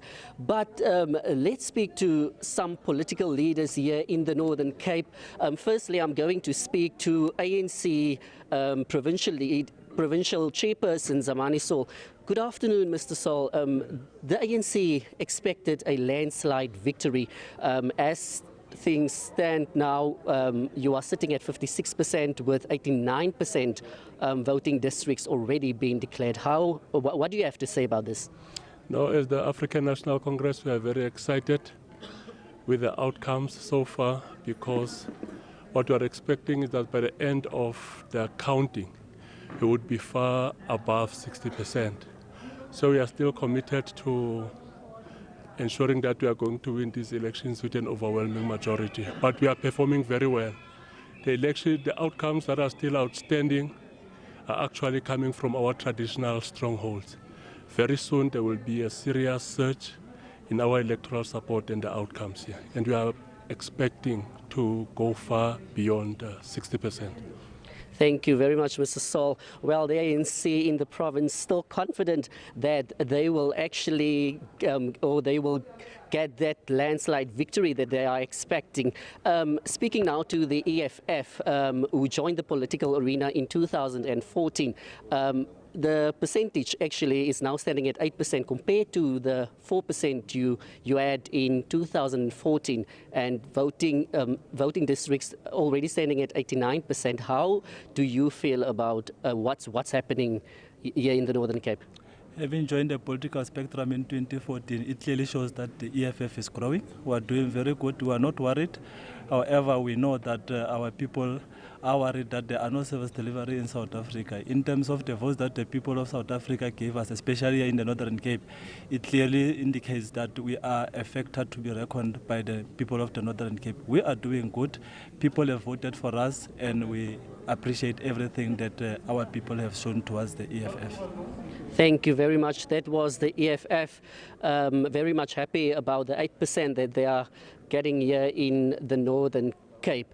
So we heard it from the ANC and also the EFF. I tried to speak to the DA earlier on. The DA, actually at this point in time, they have they percentage slightly increased compared to that one in 2014. Another interesting factor is the new kid on the block, Good, which is actually making inroads, actually faring much well than the other political parties, the old political parties such as AZAPO, PAC and also ACDP. But standing at 89% of the voting districts declared, we are waiting for the final countdown and for the IEC to declare the Northern Cape who will be the winners. But as things stands now, the ANC in the lead with the DA in second place and the EFF in third place. Reginald Witbooi, thanks very much indeed. That's our reporter in the Northern Cape IEC, and as he said, 56.65% the ANC at the moment, and the DA second with 27.8%. A surprise, I suppose, following trends that we suspected? The Northern Cape has always been hovering in the early 60s and the late 50s for the ANC, and as such, when you had all the scandals around John Block, who was the leader of the province, and also the reported friction between the Premier and the leader of the party, at that particular time, DA had set sight on reducing ANC below 50% in Northern Cape and in Gauteng. That they are still holding on. Right. It does suggest that they have consolidated their base somehow, because even if you add the DA and the EFF, they still do not cut it close to 50%. So more work needs to be done there. But in terms of the Northern Cape and the national averages, because of the smallness of the province and its aggregation, it doesn't have a huge influence. Okay. All right. Well, let's go from the Northern Cape and we cross now to our reporter, Sibongile Mkhandimpolweni, who's at the IEC Centre in Mbombela in Mpumalanga. Sibongile, what's the situation there? Jongi TV, Frank. We're coming to you live, yes, Peter, from Mbombela at the IEC Centre in Mpumalanga. Quite an interesting turn in the results. Throughout the morning, ANC has been leading, followed by DA and EFF at number 3. We know of the BRA, the Residents Association in Bushbuckridge, which gained a seat in the previous elections. It's sitting at number 9 right now in the province. Things are not looking good for them. But what has changed is that the EFF has overtaken DA and is now sitting at number 2 in the province. Just to talk to the EFF about this and how do they feel about it, Mr. Masuku, EFF is now sitting at number 2 in the province. What does this mean to you? It means that the voters have got confidence in the EFF. Actually, we are very happy and pleased that we have achieved what we always said we'll achieve come this 7th term of the government. So you aimed for number 2, not to overtake number 1? No, our aim was to overtake number 1, but we are happy with the results. Thank you. The IEC is also here, Mr. Sibusiso Nkosi, just to tell us how far are we in terms of the counting. We have 17 municipalities in Mpumalanga altogether, and we had 1,772 polling stations which closed at 9 p.m. yesterday. Some closed just after 9 because there were still people queuing. He's saying that all went well, but just now, how many municipalities have you finished counting at? A total of 5 municipalities have finished counting. We're expecting to increase the number in the next couple of hours, but yeah, it's still a long way to go. We're quite confident then by Saturday we'll be able to deliver the full results. At what percentage are we sitting at in terms of counting right now? We're currently sitting at 60% of the total count, and yeah, like I say, it's increasing slightly, and we're sure that by the end of the day or early tomorrow morning, it should have increased significantly, maybe to 80%. Is the IEC going to close tonight at 9, or what's going to happen with the counting? We ain't going anywhere until we finish with the counting, or rather with the counting of the results. We haven't slept since yesterday, and so yeah, we'll still carry on and push on until everything is finished. Just at the top of your head, which are those municipalities that you have finished counting at? Victor Kanye, we finished Likwa, we finished Tabacheu, we finished Victor Kanye, we finished Dipaliseng. Yeah, I think those are the. Thank you. That was Sibusiso Nkosi from the IEC Centre here in Mbombela. With that, back to you in studio. Smongiling Kanim Polweni, thanks very much indeed. That's the situation in Mpumalanga, where it looks like the EFF are primed to become the official opposition in that province, with 12.95% of the vote so far. All right, vote counting continues in Mahikeng in the northwest, and Colin Limawani is there for us. Colin, thanks very much indeed for joining us. What's the situation looking like in your part of the world?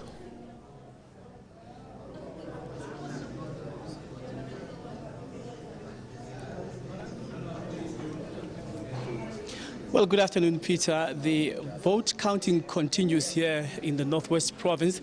Well, the numbers are still coming in drips and drabs, and of course, we've had an incident that we really need to get out of the way as far as double voting is concerned, because earlier my colleague from Marikana highlighted that there was an incident as such, but here even in Mahikeng we were told about the EFF's complaint about an objection that was raised with the IEC, that there had been a gentleman who rather voted in Cape Town on Monday, and he flew to the northwest and he managed to vote. And after he voted, he raised this with the IEC to say that, look, I've already voted, but you are allowing me to vote for the second time. So we want to understand what's up with this double voting and where are the loopholes. I have Dr. Tumelo Ntletiba, who is the Provincial Electoral Officer, to clear this matter so that we can understand how it happens. Dr. Tiba, good afternoon. Can you give us your response?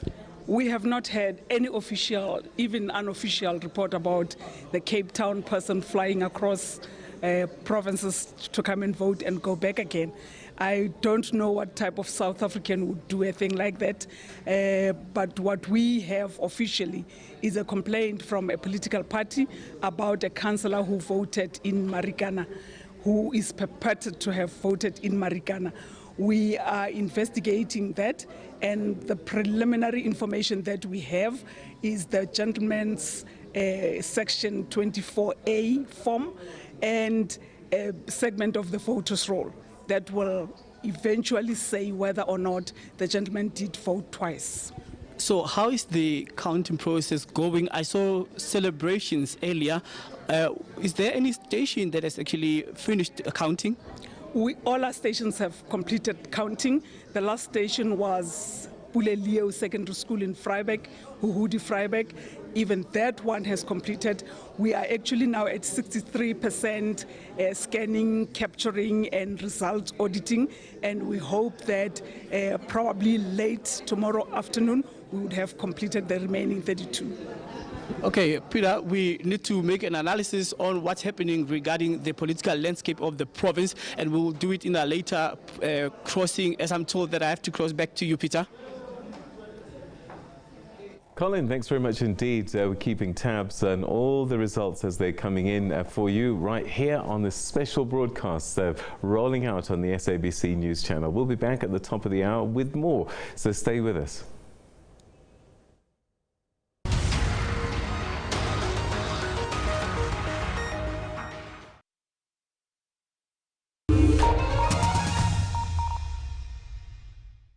Every year, more and more people all around the country are saving money on their car insurance.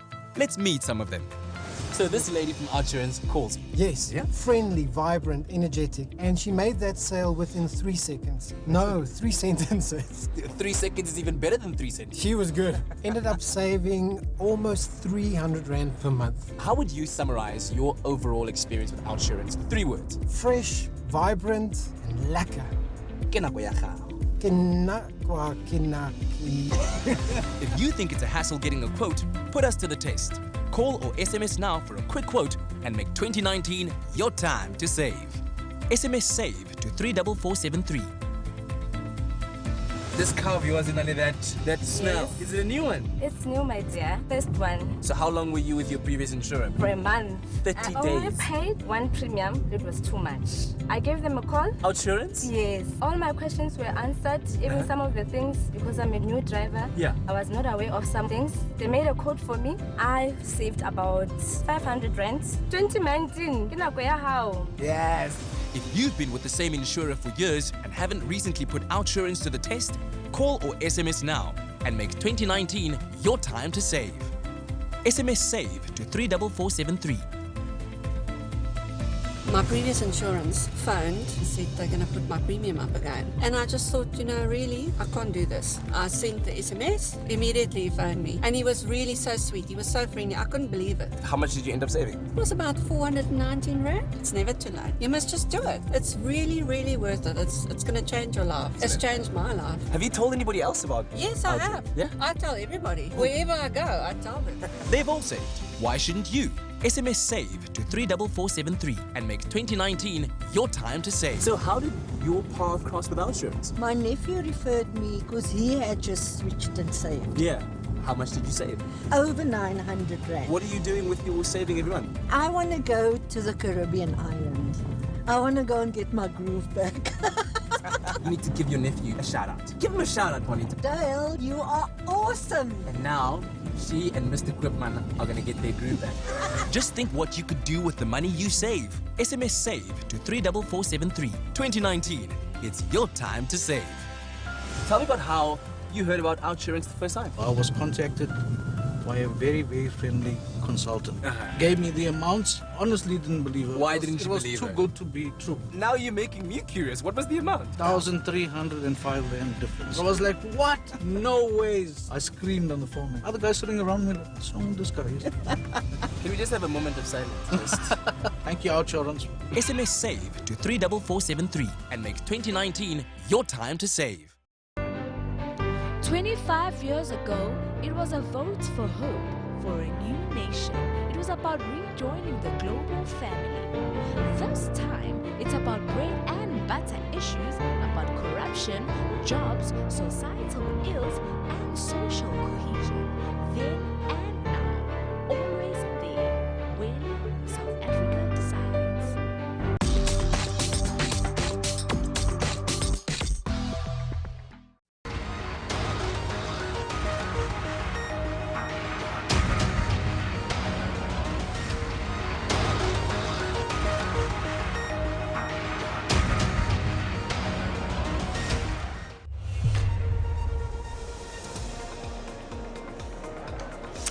A very warm welcome back. We're coming to you live from the Results Operations Center in Duarte, where about half of the votes have been counted.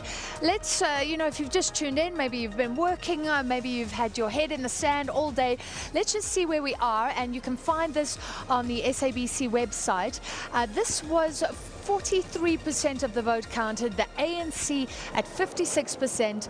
That is down from last time when they got 62% in 2014. The DA sitting above 23. It got 22 last time. The EFF at 9%. It got 6% or so last time. The FF Plus rising more than double the votes of last time when it got less than 1%. And you can see at this stage it was above the IFP, which has traditionally been in third place, then fourth place. So maybe a little bit of an upset there for the IFP. Let's speak now to Colette Schultz-Hatzenberg from Stellenbosch University. And she's an author on election results. So you'll number crunch these numbers and write a book after this. You're worried. Let's start with your concerns about turnouts. Yes, so maybe this is the big shocker for the 2019 elections. At the moment, turnout is projected to be settling at around 65%. This is what the IEC is telling us, but it's also what the CSIR have predicted. Now, what this basically means is in the last election, we had a turnout sitting at around 74% of all registered voters casting a vote. We've dropped to 65. So this is a 9% drop, and it's a significant drop. It's big. It's However, massive. I spoke to the ANC Deputy Secretary General. She said some countries would give an arm and a leg to have a turnout of 65%. Well, they certainly would, and it's a normalization of politics, electoral politics to some extent, but this is a significant drop over just one election, from one successive election to the other, and it needs to be explained. We've seen 2 or 3% shifts in decline, and the overall trend in South Africa has been, since '94, a decline in registered turnout. But more importantly, Around the world, we also look at turnout by looking at all eligible voters who are citizens of their countries and are eligible to vote but don't necessarily register and cast a vote. So let's just explain this. So these are people who didn't even bother to register, but they're actually eligible to register and then vote. We know a lot of young people are part of that, especially 18 to 19-year-olds. Those people should be excited about having the vote. So how bad is it when you look at that overall eligible? Well, we aren't doing so well even compared to other countries around the world. By global standards, in the last election, 57% of our voting age population cast a vote in 2014. We're down to 49% now, if these figures hold. So less than half of eligible voters are actually voting in this country. Came out yesterday and put a vote in a ballot box. So we do have to ask ourselves some questions, why the decline has been so rapid over one election, and also, are we comfortable with less than half of our eligible population casting a vote? And there are a lot of reasons for this. One of the reasons... What are they? What is going on? Look, I think young people make up increasingly a bigger part of our electorate. And as young people come onto the scene, we see much lower levels of registration and turnout. And this has had quite a significant effect on turnout of registered voters, but particularly turnout of all eligible voters. It's really suppressed and depressed the numbers. So there's one big reason. We somehow have to ensure that at least a big chunk of our young people are interested in politics sufficiently to want to cast a vote. And we're going to have to start to ask difficult questions about why this is not the case. If you look at registration, only 19% of 18 to 19-year-olds were actually registered in this election. So they just think no political party represents me, or they don't care? Maybe it speaks to another reason why they're on their phones. Yes, they're on their phone. Perhaps they're watching the election. They're streaming on social media, but they're not necessarily casting a ballot. This is also a global trend, by the way. Young people generally don't vote. But the problem in South Africa is that we have a very big young population, so it's going to impact our election results. Is this good news? So let's just look at the figures very quickly. Let's start with the ANC, sitting on about 56%. Sure. You've got the CSIR predictions. We work with the CSIR, and they're pretty accurate in looking at where we are now and saying what the end result will be. So what do you have for the ANC? Well, they predict the ANC will settle at around 57.6. So let's just round it up to 58% of the vote. And this is down from 62. Yes, so it's about a 4% drop. How important is that for the governing party? The ANC are going to be asking themselves some difficult questions over the next few days. I think they expected a decline. The polls suggested it would happen. And they've definitely lost votes to the EFF on the one hand. Perhaps some of the sort of more centrist ANC voters have shifted their votes to the Democratic Alliance and then to a splattering of smaller parties. But this is the first time since the founding election that the ANC now sits in the 50s. You look at voter behavior. What does this say? Because traditionally I don't know if it's backed up by the stats about the myriad of ANC voters who, if they're disillusioned, may stay away, but they won't vote for another party. That has been the case for the number of elections now. 2009 we saw this trend starting. 2014, 2016 was probably the penultimate moment when your ANC voter that was disillusioned with the party actually did a stay away vote. They just simply didn't come out. They abstained from voting, and we see there the DA doing relatively better because they were much better at getting their support base to turn out. I think it speaks to the fact that our electorate is changing, Francis. At the end of the day, this is not the same electorate of 94 or 99. We have a lot of people who are increasingly not partisan. They don't feel close to political parties. This is ultimately going to impact on a big party like the ANC that's always been able to basically contest elections with a large support base out there that they can rely on to turn out and cast a vote. This is increasingly not the case. We've seen ANC party identification decline over the last 10 years, and this is going to impact the party's fortunes. It also means from a voter perspective that if we're not going to the polls with strong loyalties, what does drive us to the polls? And it's increasingly short-term issues. We're looking at evaluations, we're looking at performance, we're looking at the candidates. And in this election, I would argue certainly that the candidate, Cyril Ramaphosa, has worked very well for the ANC. Yeah, but still not pushing those numbers up. The DA also, should they be disappointed that they maybe haven't gone down significantly, but they certainly haven't gone up? Yeah, it's an interesting case. And Obviously, this is speculation, and we don't fully know the extent to which the DA has had some significant changes. But there's a lot of evidence at ward level right now to suggest that although the DA seems to be coming in at about 21%, if you look at the projections from the CSIR, this would suggest very little change from 2014. So this is down a party from 22 also. Yeah. So this is a party that's really held its vote share. But there is a suggestion that there's been quite a large vote shift under the aggregate results. In other words, we know that the DA has shed quite a bit of support to the Freedom Front Plus on the one hand, but it's attracted support from somewhere else to make up for that deficit, and probably from the ANC. So quickly, is that about the DA changing its image from being a white party? That's the baggage it's trying to drop. Yes, I mean, clearly the DA is going through some sort of transformation at the moment in terms of where it stands on very important policy issues. And I think a more transformative projection has pushed some voters away and probably attracted others, along with the pitch and a track record of sort of capable, clean governance. All right, thank you so much. Looking at voter behavior, what it all means. Colette Schultz-Hatzenberg from Stellenbosch University. And let's take you to Polokwane now in Limpopo. Musa Mabunda is there. What are the numbers telling us? Francis, indeed, after a long campaign and a hard campaign and even an acrimonious campaign, and the actual voting does happen just yesterday, the votes are heating up here. The reality is now dawning, and then countrywide, and then the Limpopo province is no different. We are coming to you live from the provincial IEC here in Polokwane, and then the political parties are here. They are glued to your screen.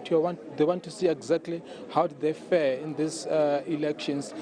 Just to explain to you, the opposition parties, especially the EFF, are expecting to do well here, given that the EFF's leader, Julius Malema, is the son of this province. And then currently when we look, EFF is standing at 12%. It's the only party that has improved significant or marginally from the previous elections. If you can check quickly, the EFF just got 10% from the previous elections in 2014, and the DA remains at 6%, and the ANC is sitting comfortably at 76%.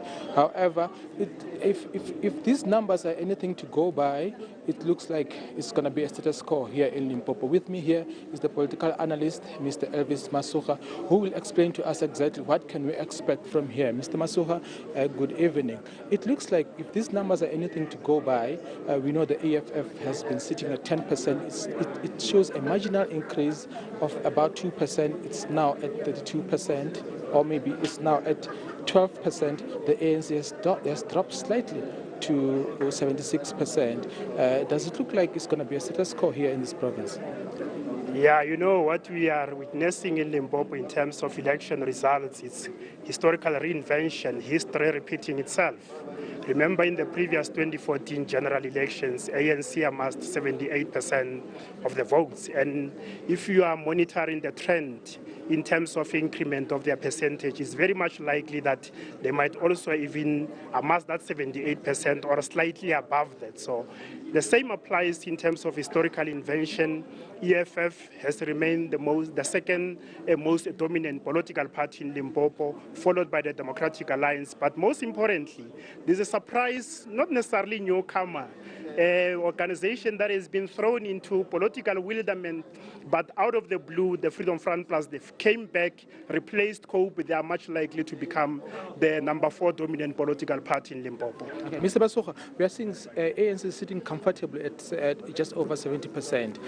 This is a good number, given that it's more than a two-thirds majority. But however, they are showing a drop compared to previous elections. What can you say about this? Yeah, but maybe I'm tempted to agree with the leader of the ANC, Limpopo, Chupuma Tabata, when he says Limpopo is the historical home of the ANC, because even if we check during the 1994 general elections, they used to amass over 85% of the provincial vote. It has been a leading province of the ANC when it comes to electoral support. Right now you can see the leading province. You compare all the provinces of the ANC, it is the only province that is way ahead of 75%. And even when IEC comes to a collation of the votes, it's very much likely there might be around 78 or 79%. Mr. Masoha, thanks so much for your time. There you've got it. Of course, these are still numbers, it's still early days. We are still waiting for the confirmation of the result that is likely to happen over the weekend. However, if these are anything to go by, then it's likely to be a status quo here in Limpopo. And when those final results are confirmed, we'll be here to bring you up to speed. Musa Mabunda, thanks very much indeed. There you have it, our team of reporters right around the country in places that nobody else can reach, telling the complete South African story. You're watching the SABC News Channel, independent and impartial. We'll have more on the results after this.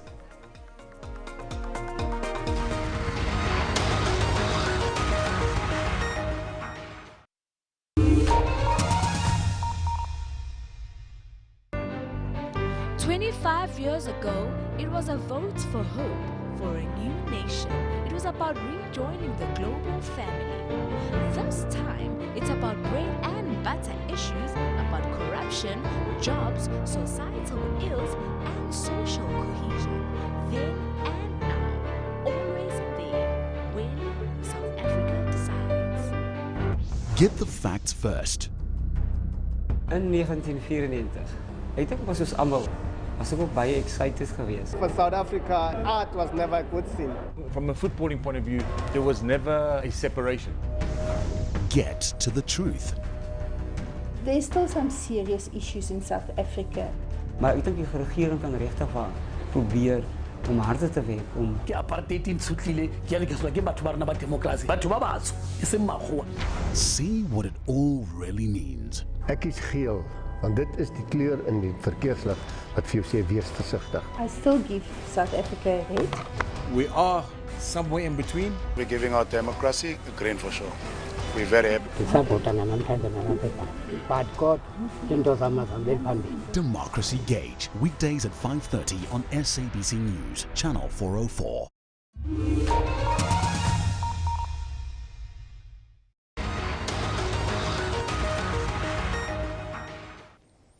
Welcome back. You're watching the SABC News Channel, independent and impartial. And we continue to give you updates on the results coming out of the Results Operations Centre and operations centres around the country with our reporters on the ground. And don't forget, you can also catch updates. We have a special app for you that you can check on your mobile phones.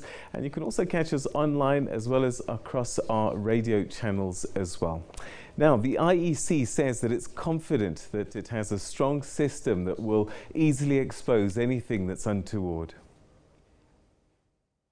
The Electoral Commission will urgently conduct an audit of results and votes cast in a sample of voting stations to ascertain if double voting occurred.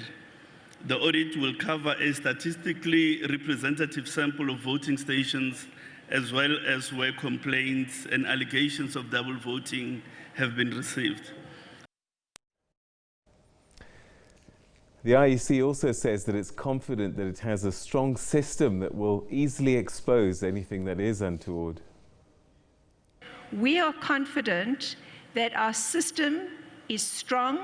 It will throw out the exceptions so that we can investigate them, and that combining that with any objection that we receive from a political party with regard to anything, not just this particular issue that we're discussing, we will investigate. And we are confident that that creates a situation where our results and our elections have integrity. But we recognize that there are concerns. We are not trying to evade those concerns or trivialize those concerns. We are grappling with them to give you the assurance that we know our system gives us.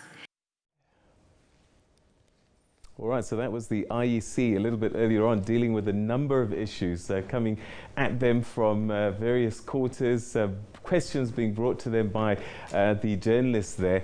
Well, let's take a look at the screen now and just catch you up with the situation as we start to wrap up our situation here in Johannesburg for the time being. But so let's get an update on the national position here in the National Assembly. And after 53.57 of the voting districts have been counted. This is the position, 56.95%. That's the position that ANC finds itself at the moment.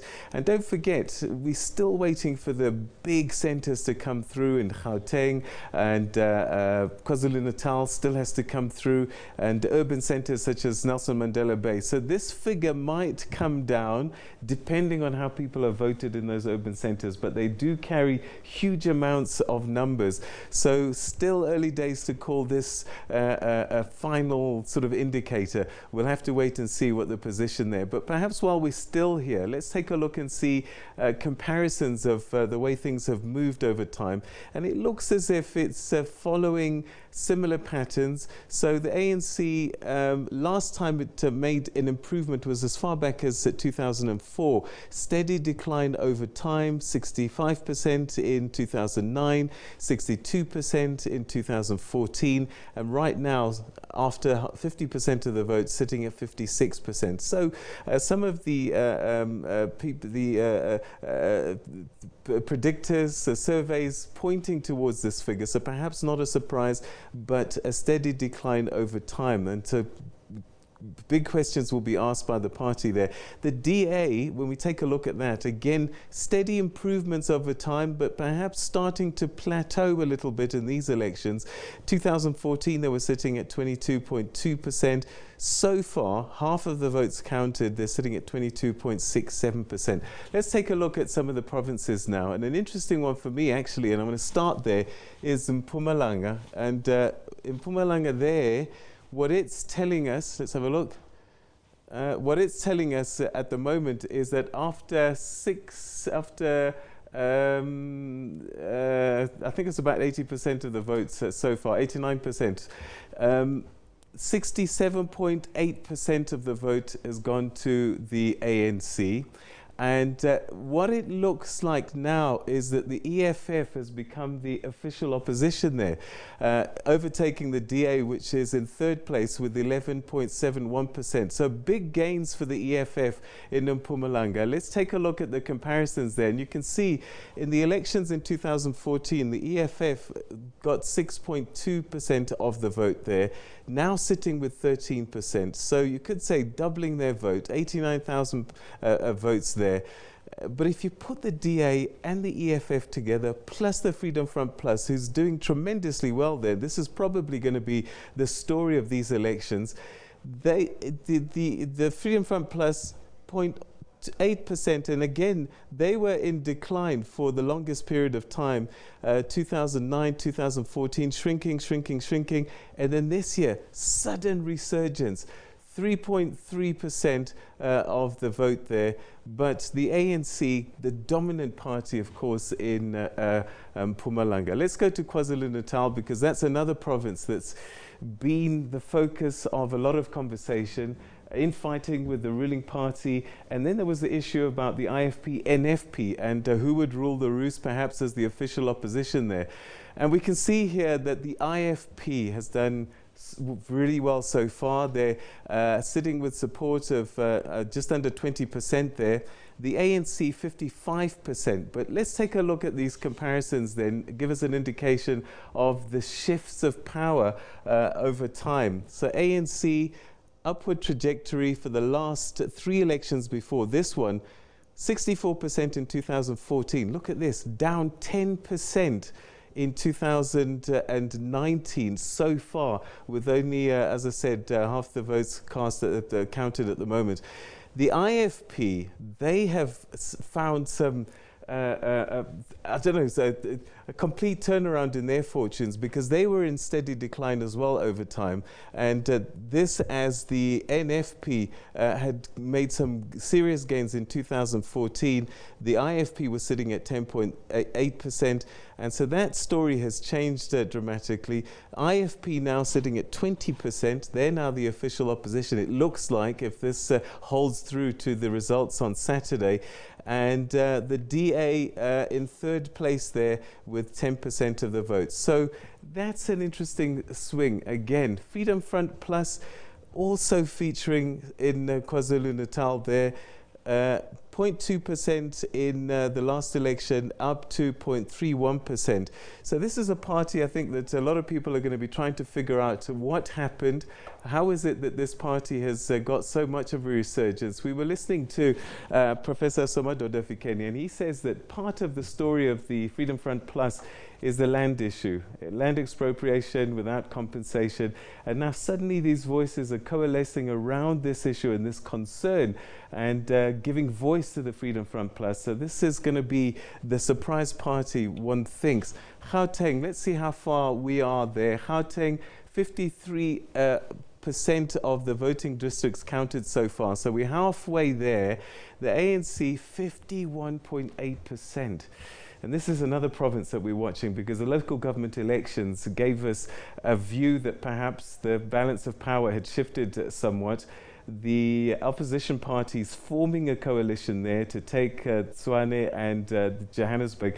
And so 51%, a slim majority, and the ANC will take that right now. But let's take a look at the comparisons just to give you an idea of the decline in Gauteng.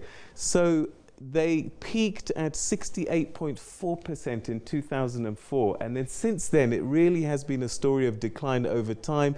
64% in 2009, and then the alarm bell started ringing in 2014 with 53% there, 51.8%. So the big question is going to be, once the big urban centers come through, where will the ANC be sitting in terms of running Gauteng? Again, one final look at the national picture to say goodbye. The National Assembly, this is the situation. 56% overall for the ANC, 51% in Gauteng. What will it look like a little bit later on? We will continue to watch that for you. From us and the team this afternoon, we'll say thank you very much for tuning about. We continue with our rolling coverage and a special program coming up with Bongani Bingwa shortly. Stay with us for that.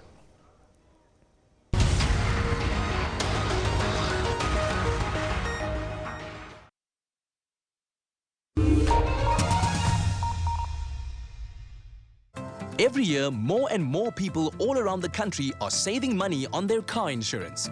Let's meet some of them.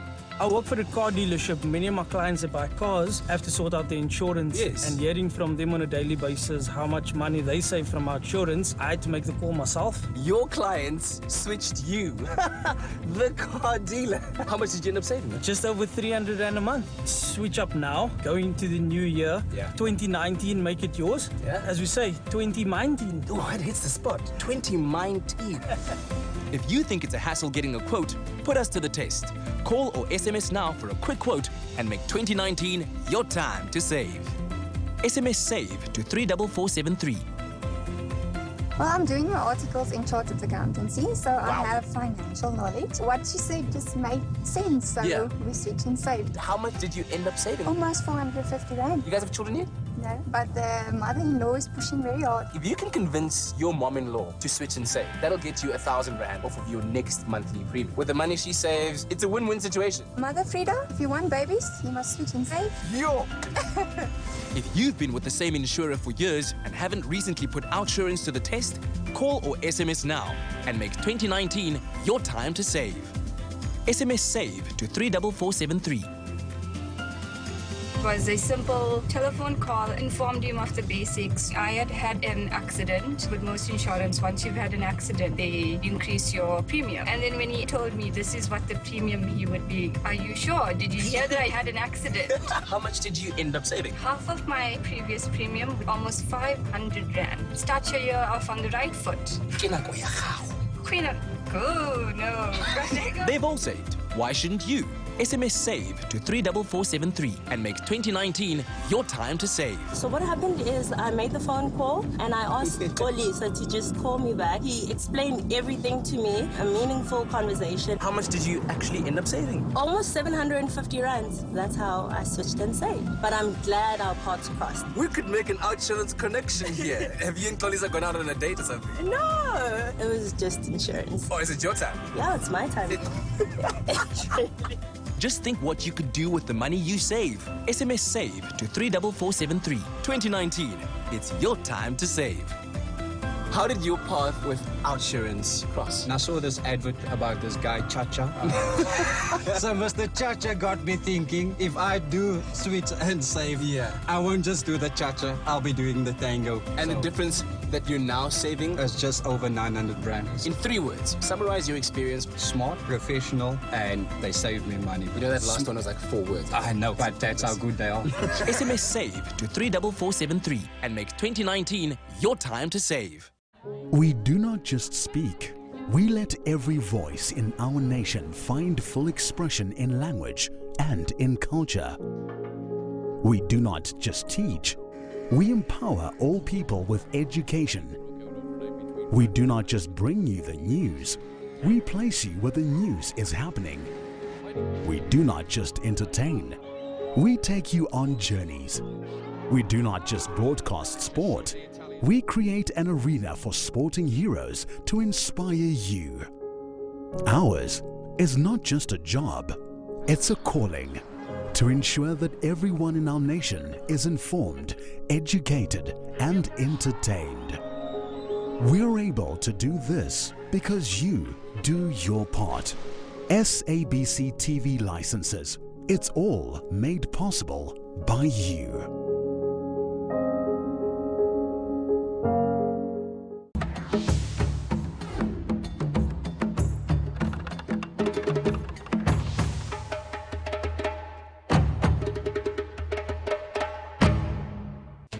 In a UN report, scientists say climate change is getting worse. 1/3 of our food sources for the population come out of the ocean. We spoke to people who have been directly affected. We have lost a lot of cattle. Gemsbokvlakte, Tosca gebied and Jakkalskop. Everywhere you will see there's animals dying. I've lost 2 of my cattle this January. Africa's demand for clean drinking water is rising. Drinking water is a top priority. The next day when the water comes back, it's dirty. I have implemented a level 5 water restriction, effective immediately. Environmentalists seek solution to preserve the planet. This is a Cape Kurper, which is also one of the endemic species that is only found within the Western Cape, so it occurs nowhere else in the world except in our water systems.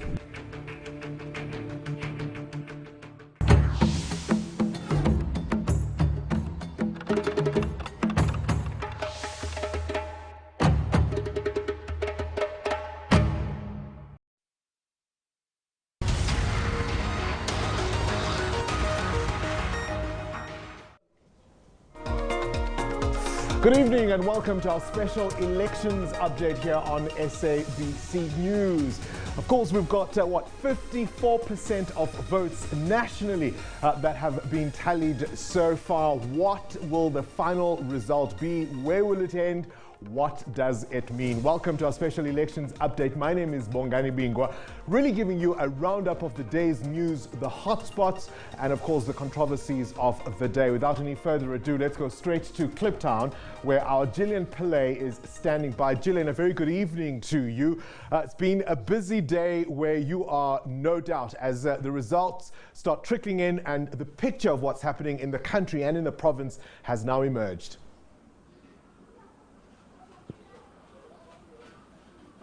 Very good evening to you, Bongani. Yes, we've been in this Mandela Square informal settlement, which is not far away from Kliptown. This is where we also did our election coverage yesterday, getting views and sentiments from residents here who really feel that the situation and conditions and the struggle that they've had for the past 2 decades and more have fallen on deaf ears. So we've just walked into one of the homes, one of these makukus here in this informal settlement, and we're talking to residents. I'm joined by Anna France, who's lived here for 19 years.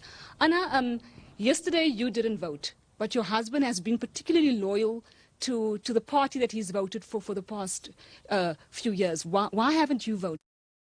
I didn't vote because I lost hope a long time ago. Anything will happen. Thing is, my children grow up here, and they also stay in the same situation like me. So I don't think that things will get better. And that's why I asked my husband yesterday morning, why you still go vote in the situation that you are in? And you, he's disabled, he's most of the time in the wheelchair. And they promised him a long time a house, but he's still here for 20 years. So I don't think anything can change. Because after 5 years, he go vote and then nothing is happening. That's why I didn't vote. Because I don't have hope anymore that anything will happen in this place. The results are showing that the ANC is now in the lead. How do you feel about the way the picture is looking, or does it affect you? I don't think that anything can happen. Yeah, I can hear Gillian. I don't think that they will do anything in Kliptown. Because Kliptown is like this for years. Mandela Square is here for about 20 years. And nothing happened, and I don't think it will happen now. I don't think so. When you moved here, you said you didn't want to wait on government, and you guys put up structures, you bought pipes for water. Just talk to us about some of the self-development that you've resorted to as people who are living here in these conditions.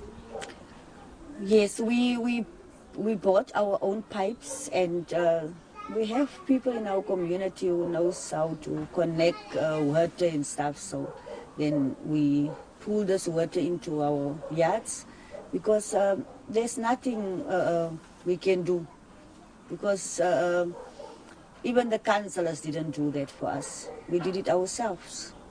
And the illegal connections that we use is also from people outside. They connect it and we use it. We have no choice, because I just, for me, it's only that we are from South Africa and we're not foreigners, and we have our rights. And our rights is to have electricity, water, and toilets.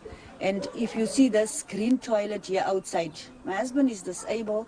If he goes sit in that toilet, the door must be open, because he cannot bend the leg.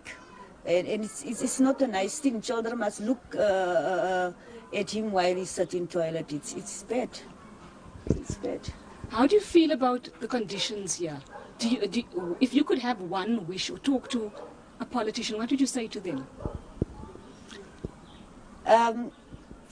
Politicians, the thing is, for me, it's just that they use us as people to get in power. After being in power, living a nice life, that's my thinking. That once they live soft and drive nice cars and everything, they don't even think about us sleeping in this cold. When it rains, you don't know what to do, especially in my situation. My husband is crippled. He cannot get on the roof. He cannot fill holes and stuff. I must do it at the end of the day. At night, I must be security guard, because he cannot get out of the Makukus quickly. So also it means that I also lose a lot of sleep in this place. So that's it. I don't believe that anything will change. I don't believe it. Bongani, and that is Anna Franz. Her sentiments are, the sentiments of many people here who either didn't vote yesterday or who have no hope that anything will change. Looking at the picture that we see up at the IEC, where it says the ANC is in the lead, then it's the DA, and then it's the EFF. Really a sense of hopelessness here with with that big vote that took place yesterday.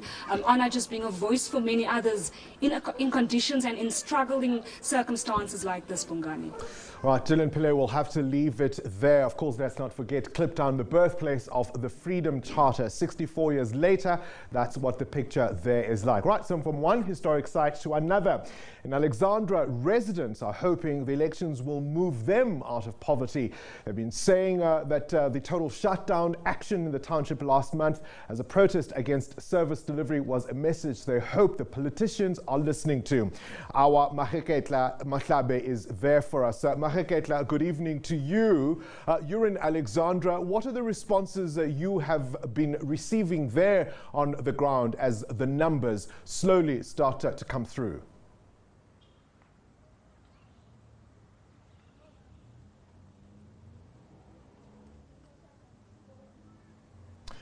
Right, we seem to not have Maheketla. We can see him, obviously, but all right, let's try him again. Let's see if he can hear us. Mageketla, you're in Alexandra. The numbers are starting to come through. What are the responses there?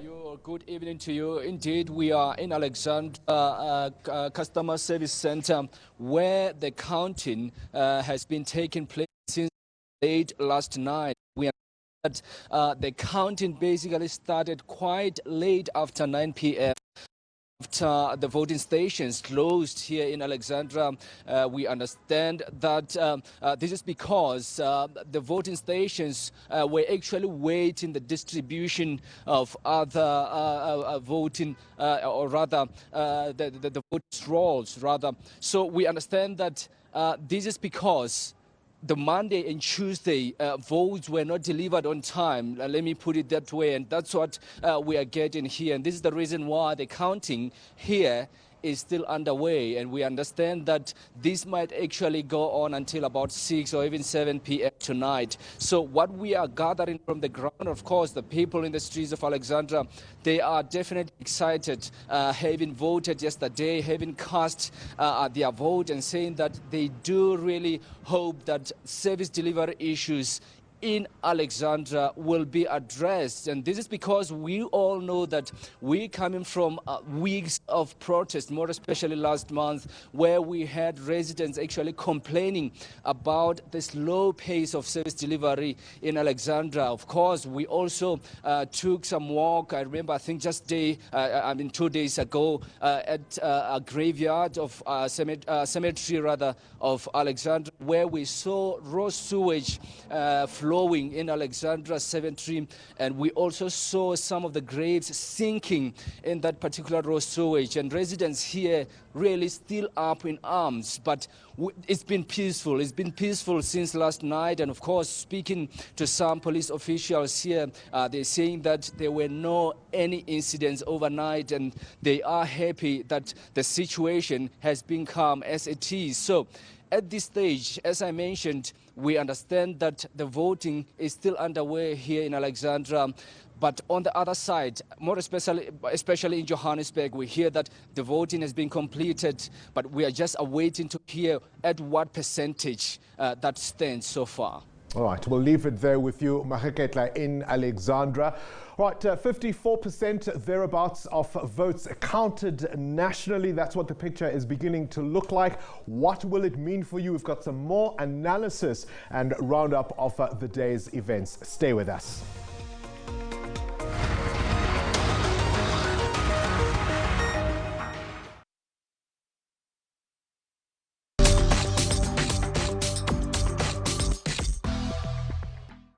Get the facts first.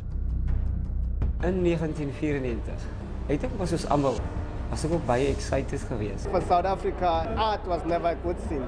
From a footballing point of view, there was never a separation. Get to the truth.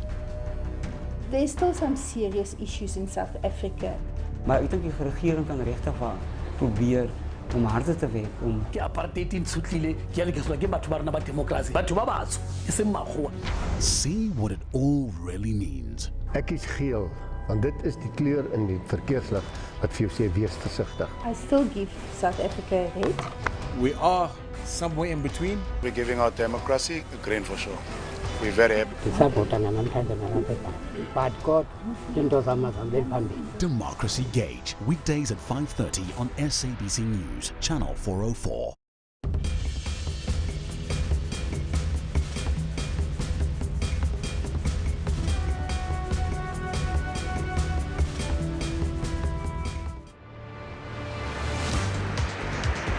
The Drakensberg is the name given to the eastern portion of Great Escarpments, which encloses the central Southern Africa plateau.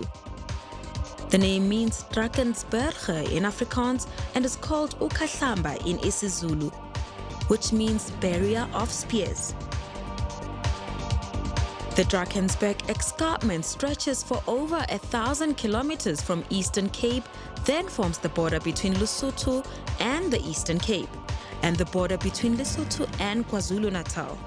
It then forms the border between KwaZulu-Natal and the Free State, and next as the border between KwaZulu-Natal and Mpumalanga. It winds north through Mpumalanga, where it includes features such as Blade River Canyon, 3 Rendezvous, and God's Window. The Drakensberg is the highest mountain range in the country, reaching 3,482 meters above sea level.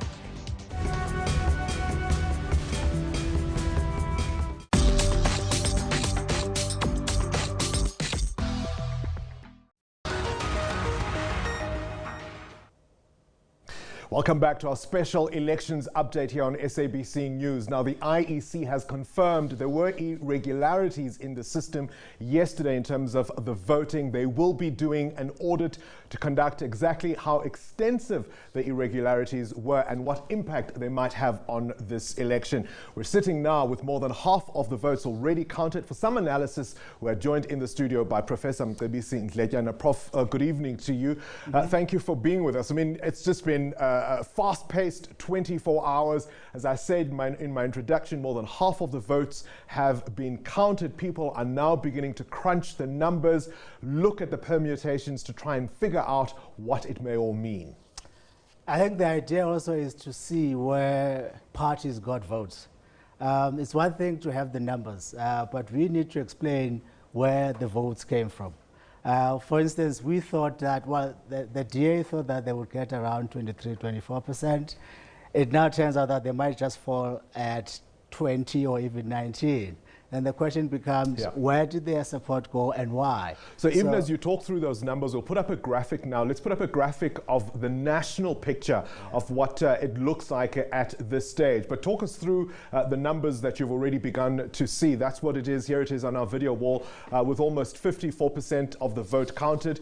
Looks, as you would predict, the Western Cape remains where it was. And the national picture at this stage remains also where it was. Gauteng was, of course, the big toss-up province, but at 56%, the ANC leading with more than half the votes counted. That should more or less stabilize, should it not? It should stabilize. If anything, really, they should get around 58. And they're lucky that they're there because things have been quite bad. It's been a terrible campaign for the ANC. EFF has grown. We've always known that they will grow. Because their targeted constituency, it's a constituency that will keep on giving because they have a permanent gripe, hardships. So long as those hardships continue, the EFF will continue to feed off that gripe. So talk to me, I mean, we have these discussions in the build-up to the campaign, right, about the polling and the numbers we were told we might see, and people sometimes question those because, A, sometimes they are varied depending on which poll you are looking at. What does this picture that's now beginning to emerge tell us about the figures we heard before the real poll happened? Well, some of them got it somewhat wrong. 1 or 2 polls put the ANC, for instance, at 61. Another at 49? Another at 49. But by and large, I think they're not entirely wrong. Perhaps with EFF, because I saw a poll that put EFF at 14 or even 15. Right? So if you average them, take all of them and have an omnibus kind of a poll, I think these are fairly correct. Apart, of course, from the EFF, I don't think most people foresaw that. And that's an interesting development because it speaks to a surge or a resurgence of conservatism. Yep. One of the most delicious ironies of this election for me has been the gains of the EFF and the Freedom Front Plus. They seem to be the parties that have benefited the most, almost entirely for the same reason, though the two are on opposite sides of the political spectrum. Talk us through that. That's quite ironic, actually, because I think most EFF supporters were scared off by EFF demand for radical... the Freedom Front Plus supporters. Freedom Front supporters were scared off by EFF wanting to take away land without compensation, and they were looking for a defender, really, someone who would stand up against the EFF, and the DA had shifted somewhat to the middle because they also wanted to reach over to the black constituency, so they didn't want to seem as if they were too moderate, not standing up, fighting for racial redress. So Freedom Front Plus presented the defender kind of, or projected itself as a defender of white privilege, so to speak, on an issue that was initially introduced by the EFF. That's a very, I mean, as I said, it's a delicious irony. Talk to me about the DA. We've had much focus on what the ANC stood to lose in this election. But could it be that the official opposition are the ones perhaps who walk away the most, wounded from the results that we may see? And really because they, as you've just said, haven't stood firm on which direction they're going. Are they going for the conservatism, liberal ideas that they've espoused in the past, or are they trying to be more inclusive and reaching out more strongly towards the black electorate? Well, that's a dilemma that was created by Tony Leon's presidency of the DA when he promised to fight back, literally focusing on white voters, especially those who felt threatened by the new dispensation, who were unhappy with affirmative action and everything else. So he took up this conservative posture, became a new conservative party really of white politics. The idea was to grow his party within the white electorate, and indeed they did that. But at some point they realized that we have reached a ceiling now. If we want to take over to be a serious opposition, we needed to reach over to the black folks. Now they had to speak of things or touch on things that appeal to black folks. So that's where diversity, the possibility of embracing affirmative action came in. Helen started it, Musi took it over, and Musi wanted to take it quite far. But then it meant if he takes it quite far to embrace affirmative action and things like that, he would veer off the original message by Tony Leon. So he was now caught between a rock and a hard place. So that's the dilemma. So where does he go now? Does he stay if these numbers drop for the DA? I mean, you're saying projections, some saying 19% when the final numbers are in. Does the DA retain him? What do they do?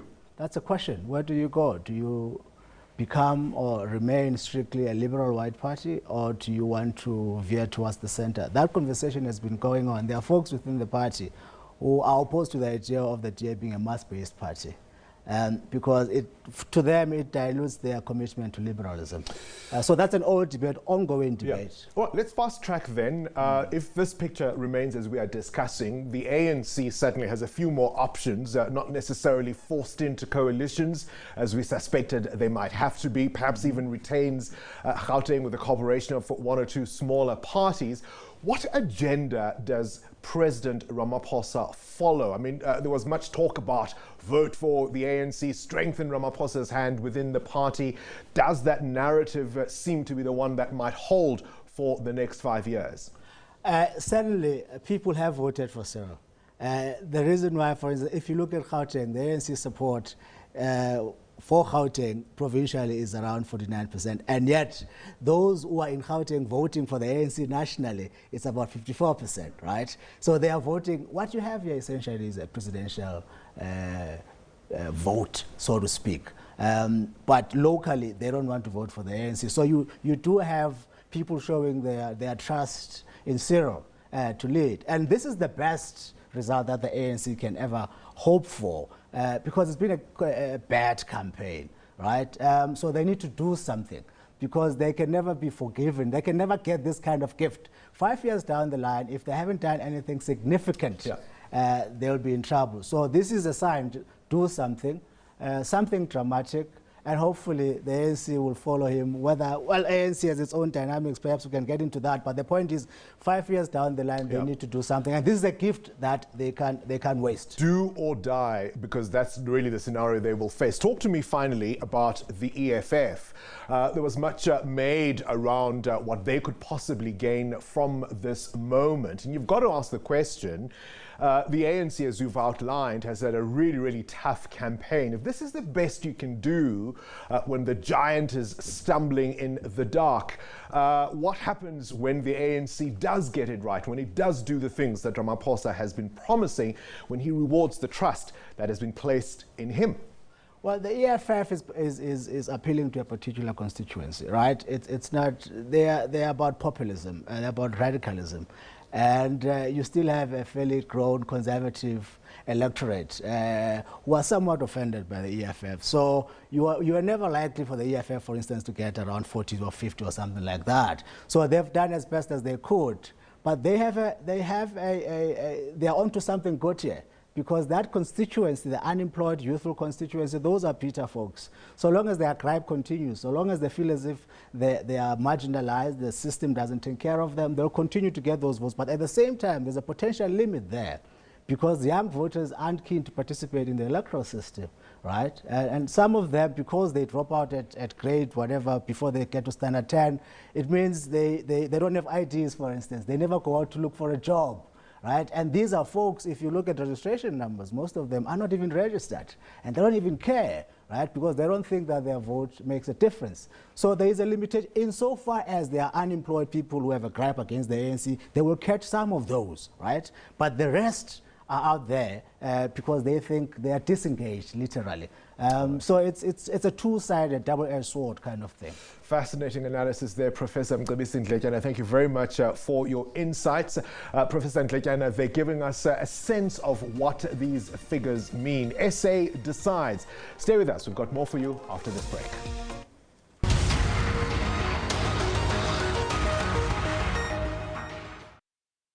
Every year, more and more people all around the country are saving money on their car insurance. Let's meet some of them.